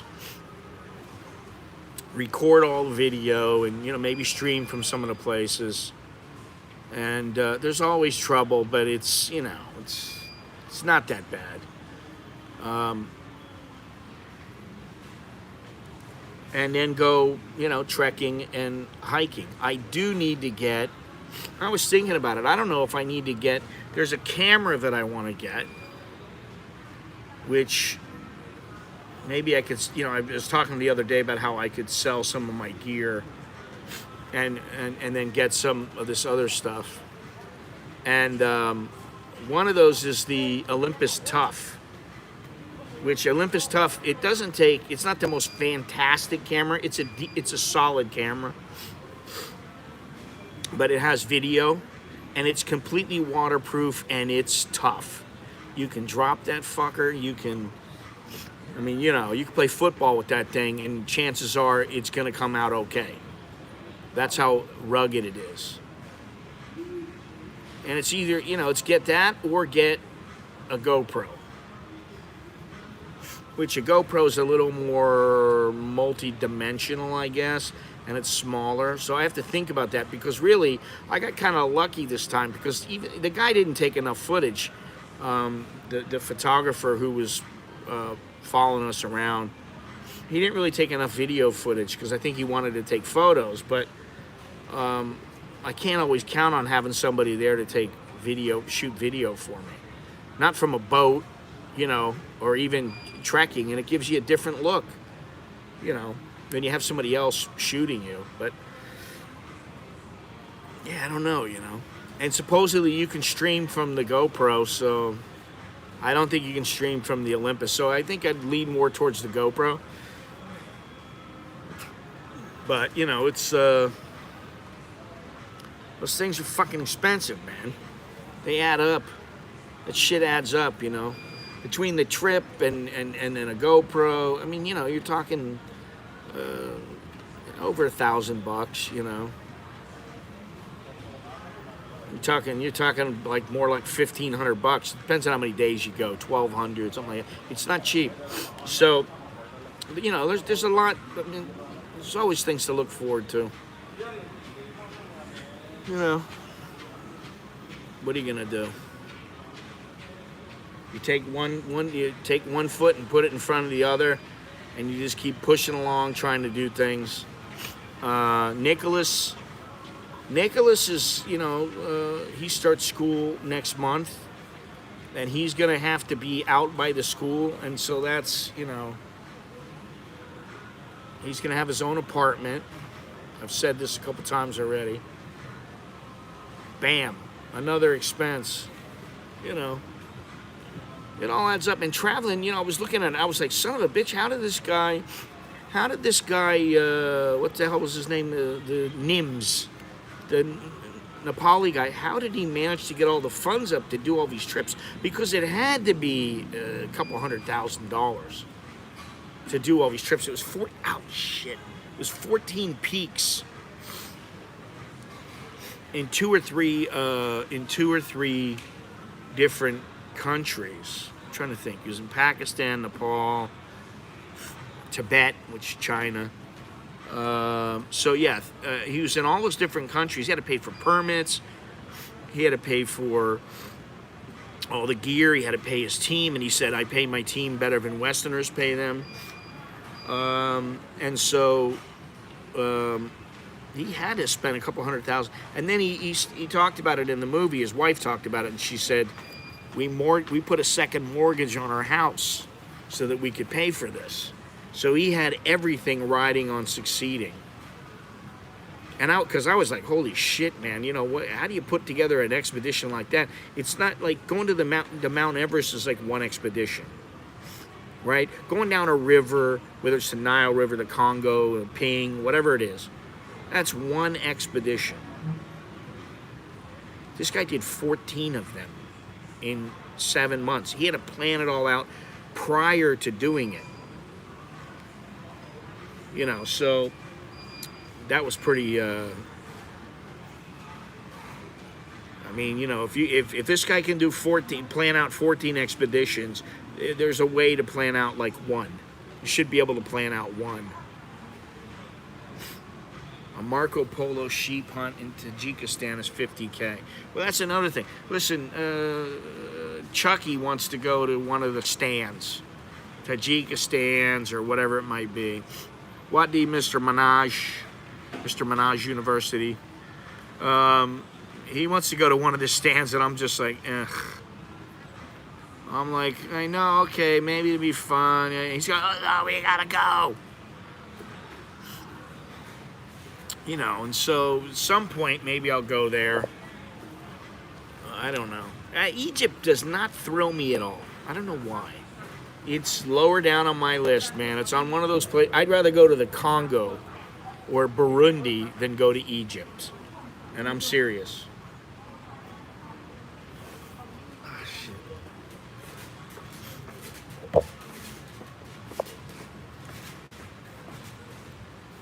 Hello, Mr. Dalo-san.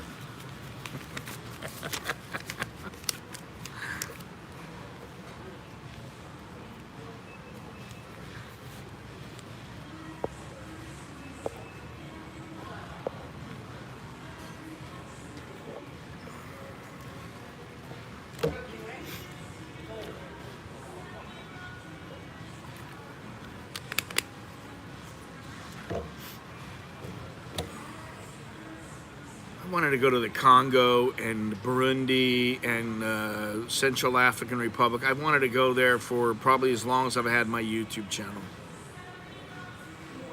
I still want to go. Even more so now. Isn't that Mozambique? Victoria Falls, Mozambique.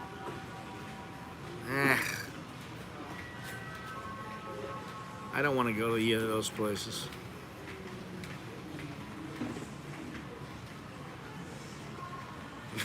The Republic of Western Oz.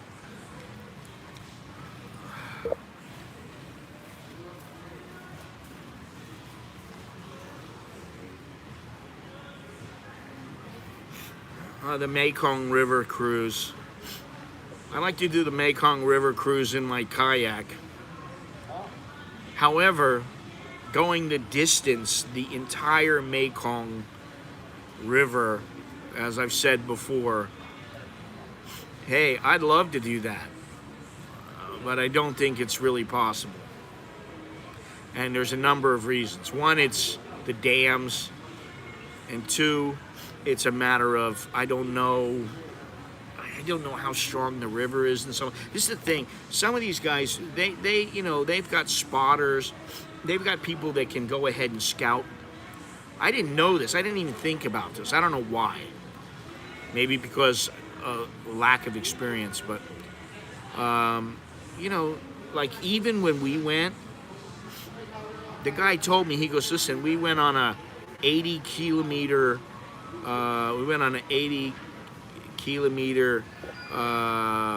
kayaking trip. Took him 2 days to kayak 80 kilometers. And I said, well, where'd you stay? Well, we just camped on the side of the river. Okay. I said, how many people? He said, I don't even know, a lot. He said, one team would go ahead and would stop and go or drive and go on the side of the river, and they would scout things out. And then the other team would follow, and that we're constantly doing that. Yeah, I mean, that's, what are you doing? You're kayaking across the river from,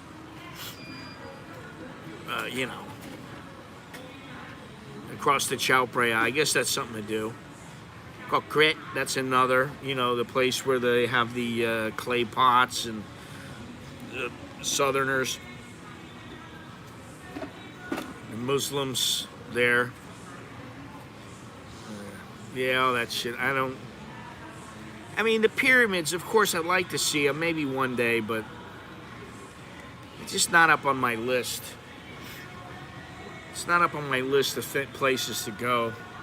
I would like to go down some of the rivers in Australia, like, just to see the gnarly, where, certain lakes, lagoons, to see some of the gnarly salties. I like to go to the Nile, and certain rivers in the Congo River, just to see the hippos and the crocs. I mean, I'm into that shit, man. I really. I can see myself live streaming from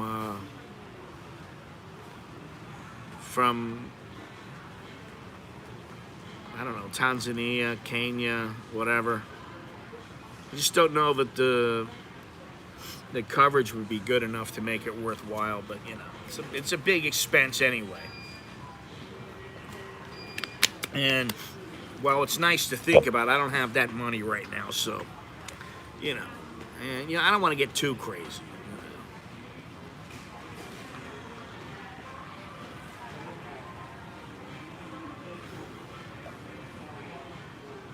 Why the fuck does it matter? He hasn't been timed out on this channel, so what does it matter? No drama, man. I got no time for drama.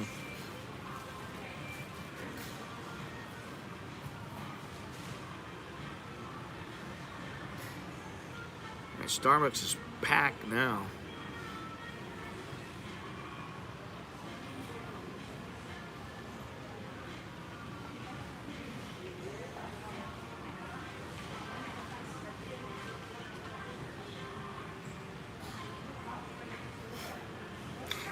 I'm not gonna say it. I'm not gonna say it. All right, I will say it. The chick just walks in. She's got this bag. It says "Genuine Woman." I guess that's a good thing. If I walked around with a shirt on that said "Genuine Man" in the United States, or "Genuine Woman" for that matter, I don't know how well that would go over. This is Thailand. This is the thing. That's why I don't give a fuck about America. You know, I mean, yeah, I was born there. I have good memories from there, blah, blah, blah. As long as my family's okay and my close friends are okay, I just don't care anymore about what goes on over there. Who would have thought that we'd have a demented old bat for a president? Or a guy with orange hair, for that matter, but, you know, he's a hell of a lot better than the demented one. That shall be his nickname from now on. The demented one. Oh, demented leader. You can't see the chick. She's not even, I can't even see her from where I'm sitting right now. No. No, she's not here. Cross-leg girl. Cross-leg girl. She's a little hunched over. She gets hunched over because she's cross-legged. I guess. I don't know. I don't know if that's what caused it, but she's a bit, you know. Everybody's got their own eyebrow girl. Oh, you mean eyebrow girl? You're talking about the one at, what's it called? Rap God? Can't help you with that there, Steven.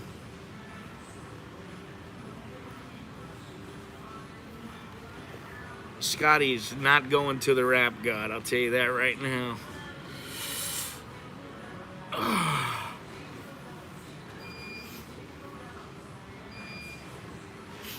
Coconut girl, there is a coconut girl. She doesn't work all the time. But she ain't gonna match up to Steven's former love interest. The crazy lady has not been back. You know, but who knows? There could be a crazy one in our midst. You know, what are you gonna do?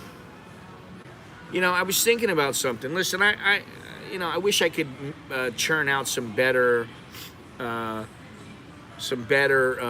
videos. Like, you know, the videography was a bit better, and the editing was a bit better. The storytelling was a bit better. That's one thing. As far as the streams go, for the most part, all right, sometimes my streams, I look at it like sometimes the streams are too long. But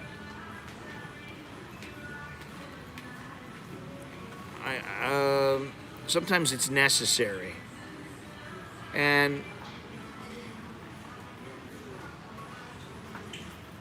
you know, that's one thing I do like, is that I have streamed from a lot of places. Remember, I've streamed from Myanmar, I've streamed from Cambodia, I've streamed from here. I've streamed from, where else did I stream from?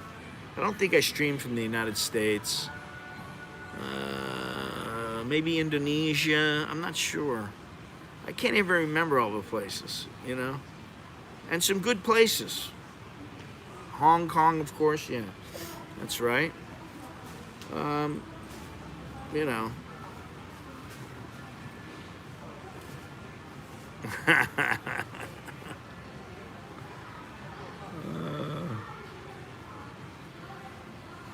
Billy hasn't been in the stream lately. He's been a little busy, and I think some of the time he's been busy sleeping. But I did meet up with him and talk to Jono at length the other day. And yeah.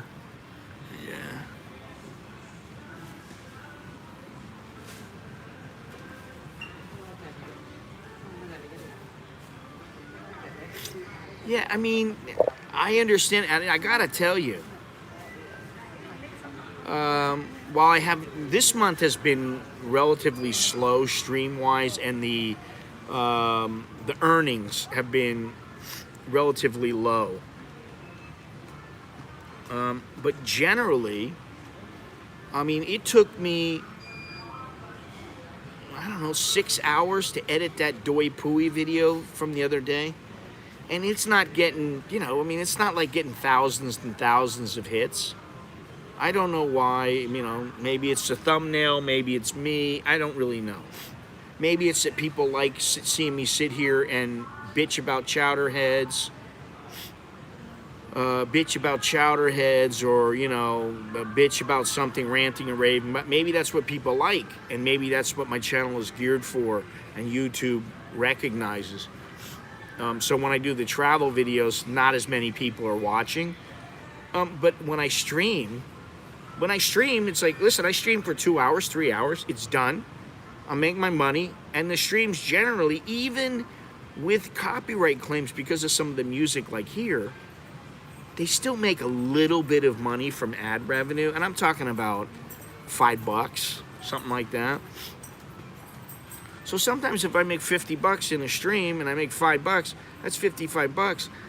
I'm telling you, some of the videos now, they're, you know, it's like I put a lot of work into them. I put a lot of work into the videos, and I'm like, Jesus Christ, I made, you know, the whole time I've had the video, I made $10 or $4.20 or whatever it is. So I think that's what people are recognizing, is that a lot of times it's very difficult. Eyebrow Girl was another barista. Well, if it was, it would have to been Mook. Mook. Yeah, I guess she's got some eyebrows on her. She's nice. They're all nice. I mean, you know, they're all friendly, and they don't really have to be. But yeah, that's what I was getting at. I think, you know, for some people, their channels take off, and they, for whatever reason,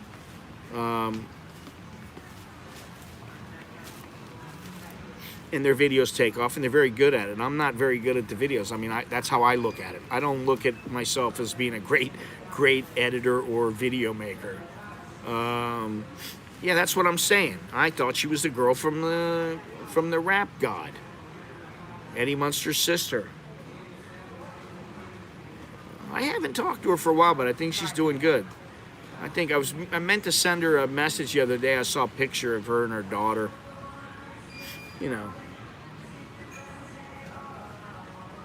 Yeah, that's the rap god.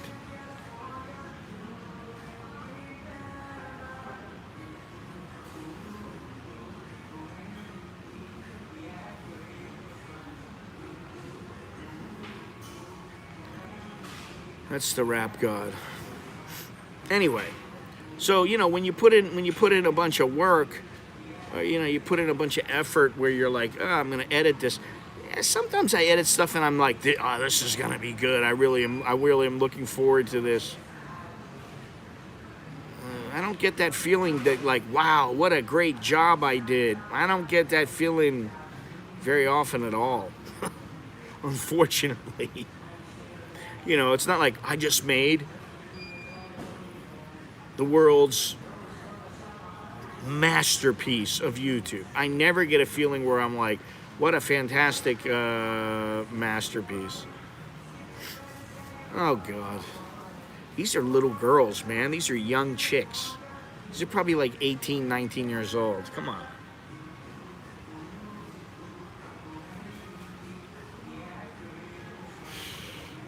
All you bastards are married anyway. You guys ain't gonna do nothing. You're gonna have your wives with you and you're gonna be like, yes, honey. No, honey. Okay, honey.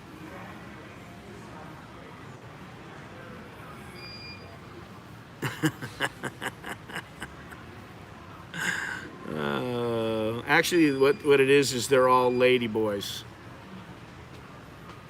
There you go. Steven, you've been duped again.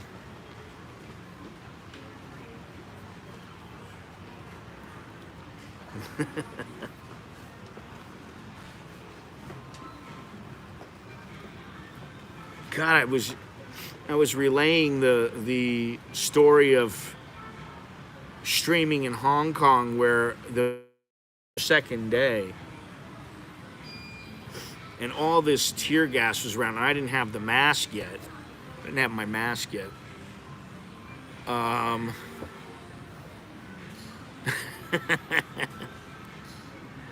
didn't have my mask yet, and then got hit with a bunch of tear gas. Thank you. And that was the one where I was streaming, and I actually said, hang on one second. I started coughing so much from the tear gas that I had to use the wet wipes, if you know what I mean. That was one of my most, for me, it was a memorable stream. Because, no, I don't think anybody knew. That was funny.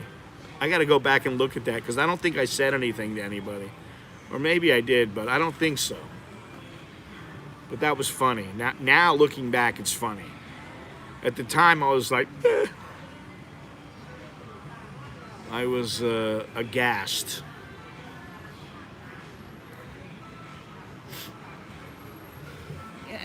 You know, I've had a couple that were epic, man. You know, I mean, that's the thing. I know that there have been some really good streams. But yeah, the Hong Kong, I had a lot of fun doing those. And I liked them. That was the kind of stuff I'd like to do that all the time. I'd like to be able to put that kind of thing out all the time. You know, if I could have streamed from the river, I would have streamed from the river. You know, that's the thing about the streams. It's hit or miss, man. You know, you think it's going to be a huge success, and it's not. And you don't think anything about a place, and then the thing is that people love it. It's hard to tell. You know, I mean, we went to the ancient city. I thought, oh, this is gonna be nice. People are gonna like this place. And I got there, and the place is completely shut down. Well, that pork stall girl wasn't a stream, I don't believe. That was a video. Now, I might have done a stream about it afterwards. Well, I'm glad you enjoyed them.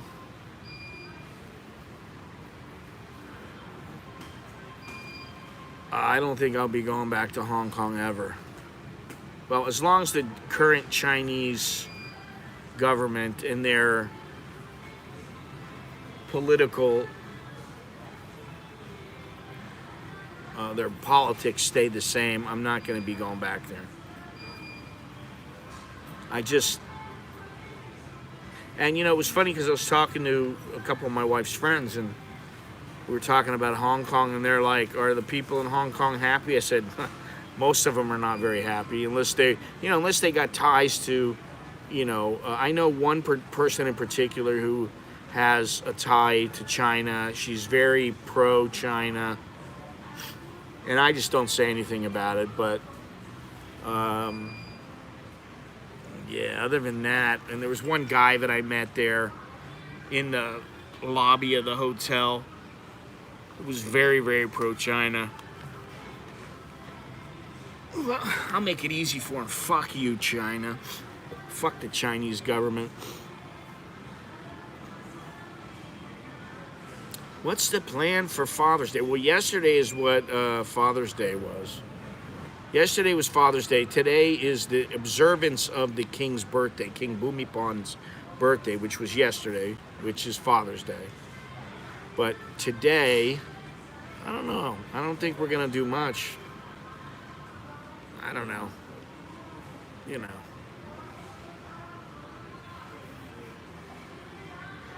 I already took some salmon out for lunch.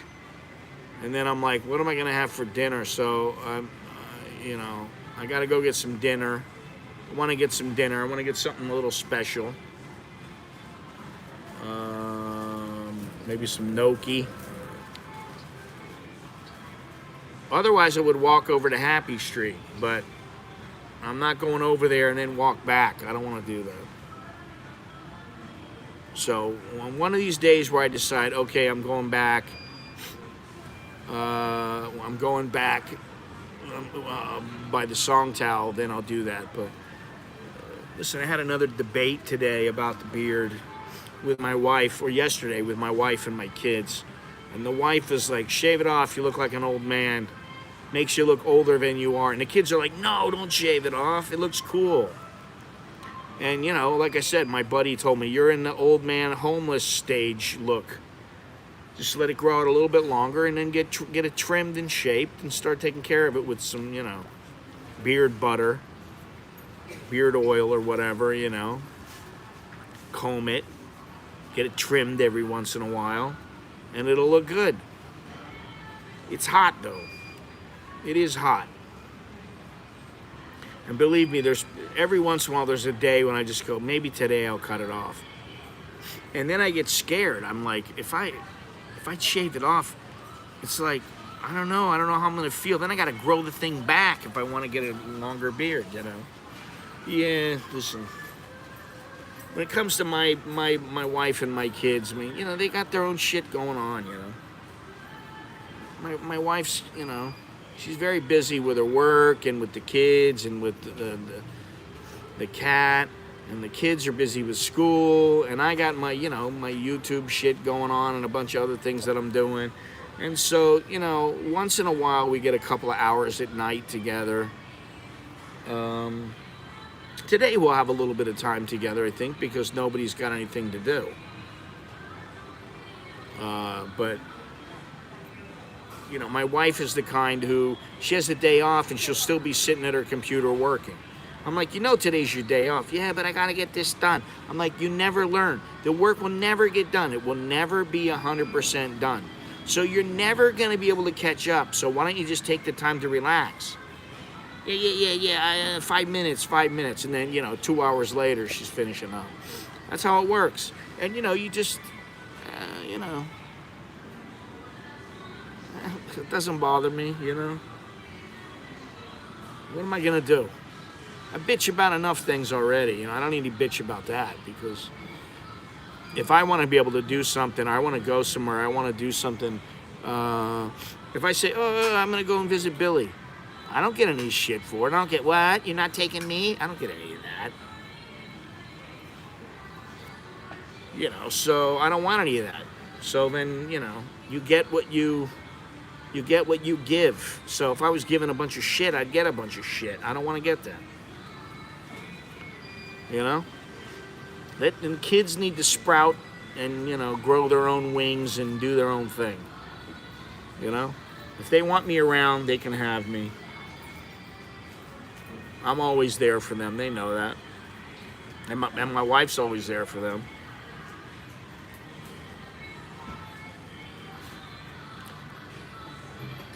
So anyway, where are we at? Right here.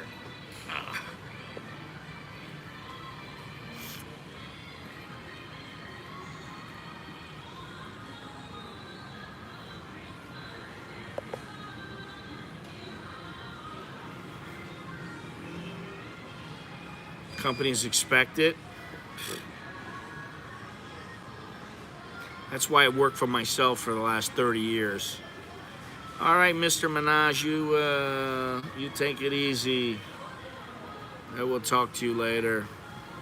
It's about time to wrap it up, gentlemen. 2.5 hours. I thought I'm gonna stream for like an hour and 15. You know, I'm just not in any hurry, you know? Maybe that's what I should start calling my channel. In no hurry. I'm in no hurry, you know? Which is why I just take my sweet ass time. Choke me, Mr. Minaj. Appreciate it. Take care. Sure I'll see you again. But yeah, I think it's about time to wrap it up. Hour, was it 2.5 hours? Just sitting here bullshitting about nothing. I had no script, no idea of what to talk about today, aside from that movie and you know, what we're planning on doing. I had no idea. I don't want to talk about the news. Fucking sick of hearing about news, and I'm sick of hearing about the news in Thailand, because most of the time it's one day you get one set of facts, the next day it's completely opposite. You know, just let me crawl in my bubble. I'll start streaming for you guys when I get back out into some bungalow on the beach or up in the mountains somewhere, and I'll be like, hey, this is it right here. This is my kind of place here. I want to kind of like do the, what do they call it? Well, we'll just call it the bob and weave my ass out of society. Fly by the seat of my pants. It's about what it is. Anyway, like I said before, I'd appreciate it if you guys leave a thumbs up. That would be very, very nice. Sawadi. If you have not subscribed, please,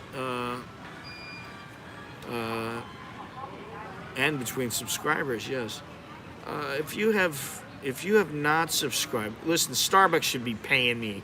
They should be paying me a fee. Seriously, as much. You know, but they get so much promo just from being Starbucks. They're not going to pay me a dime. But anyway, don't forget to subscribe. If you are not subscribed and you're watching this, I may at some point just say, listen, subscribe. People who aren't subscribed, then don't engage in the chat. And, you know, I don't really want to do that because you want new people to come in and talk. But it gets to the point where, like, now I'm like, I don't know why, but, you know, I go up, I go down. I go up a little bit, then I go down. Then I go up a little bit, and I go down. Then I go back up.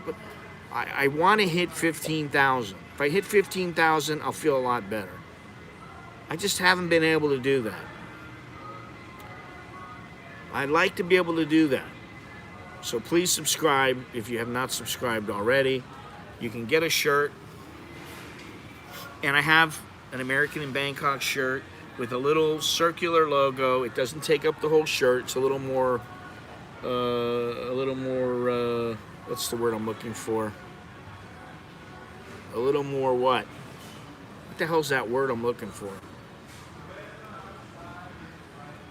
I was going to say invasive, but no, that's not the right word. A little more subtle. That still wasn't the word, but that's a decent word. It's a little more subtle. This one's a bit in your face. But there's a bunch of other shirts. Just go down to the link in the description. Everything is in the description. Even cryptocurrency, which I'm trying to get myself into cryptocurrency. Aussie and Thai. Yeah, well, that's the thing. Maybe I should make one up. You know, I thought about that a long time ago, making, hey, an American in Bangkok, an Aussie in Bangkok, a Brit in Bangkok. Listen, the guy the other day that was bitching and moaning about it, he was full of shit. I don't care what he says. He was full of shit. Because this was the guy the other day. I was in the Orange Grove, and he's telling me about how, yes, I'll email you directly, or, you know, taken care of now, or whatever. All I got was a nasty email from somebody. So when people get banned, most of the time, now, a long time ago, years ago, maybe there were some bands made that I didn't know about. Longhorns doesn't do anything in haste, and neither do I. Generally, I just don't put up with any shit, any name calling, any attacks. We don't need them. Life's too short. I don't need this shit. And if they don't like it, that's just tough shit. But the guy who came in that one day, I don't think he's even been banned at this point. But if, this is the thing. If you come in under the name, Joe Smith, and then you link that account to John Smith, so you've got two accounts linked to your YouTube, I believe the way that it works is if you ban one, they both get banned. I don't know. But, that's why some people come in and go, what'd you ban me for? Well, you're in right now. What are you talking about? Oh, I got another channel. Okay, well, maybe that's not linked. I don't know. I got no idea. And frankly, I don't give a fuck anymore. I mean, really. People who are assholes get banned. I don't think, if I'm banned from any channel, it's not banned because I went in, because I almost never even go into any chats. I don't want to go in anybody's chat. I got nothing to say. I'm a boring individual. I got nothing to say. So, you just keep yourself semi-polite and, no problem. Anyway, enough of that shit. Thank you very much. Choke D. Like I said, thumbs up, subscribe. Check out the description. Get a shirt. Get whatever. Go to the Amazon. It doesn't cost you anything extra.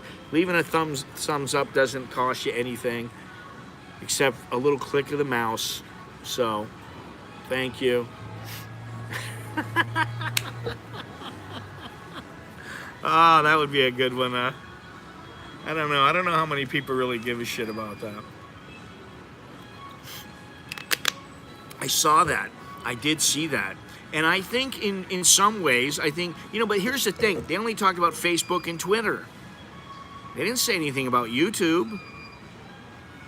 Fuck. You know what it would be like if people on YouTube, they had to start being traceable? So some guy says, you're a dirty cunt, you're a thief, you're this, you're that. You can get them, you can charge them with some, slander or whatever, I don't know what it would be considered. But,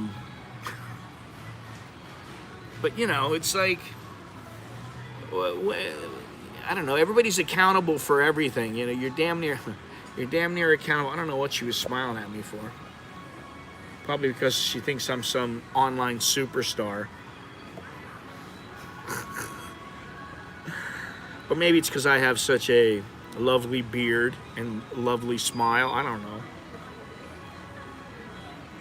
Anyway, all right, we could go on and on here. Appreciate the support. Appreciate the chat. I always end up in a better mood once I'm done with the stream, and I don't know why, but that says something about you guys. So that's all I got. I will talk to you later. All right. So until next time, I'm Scott. I'm an American dude here back in Bangkok. Until next time, choke the lao, jerk and my, which is good luck and hasta la vista. See you later. Thumbs up, Thailand. Yeah.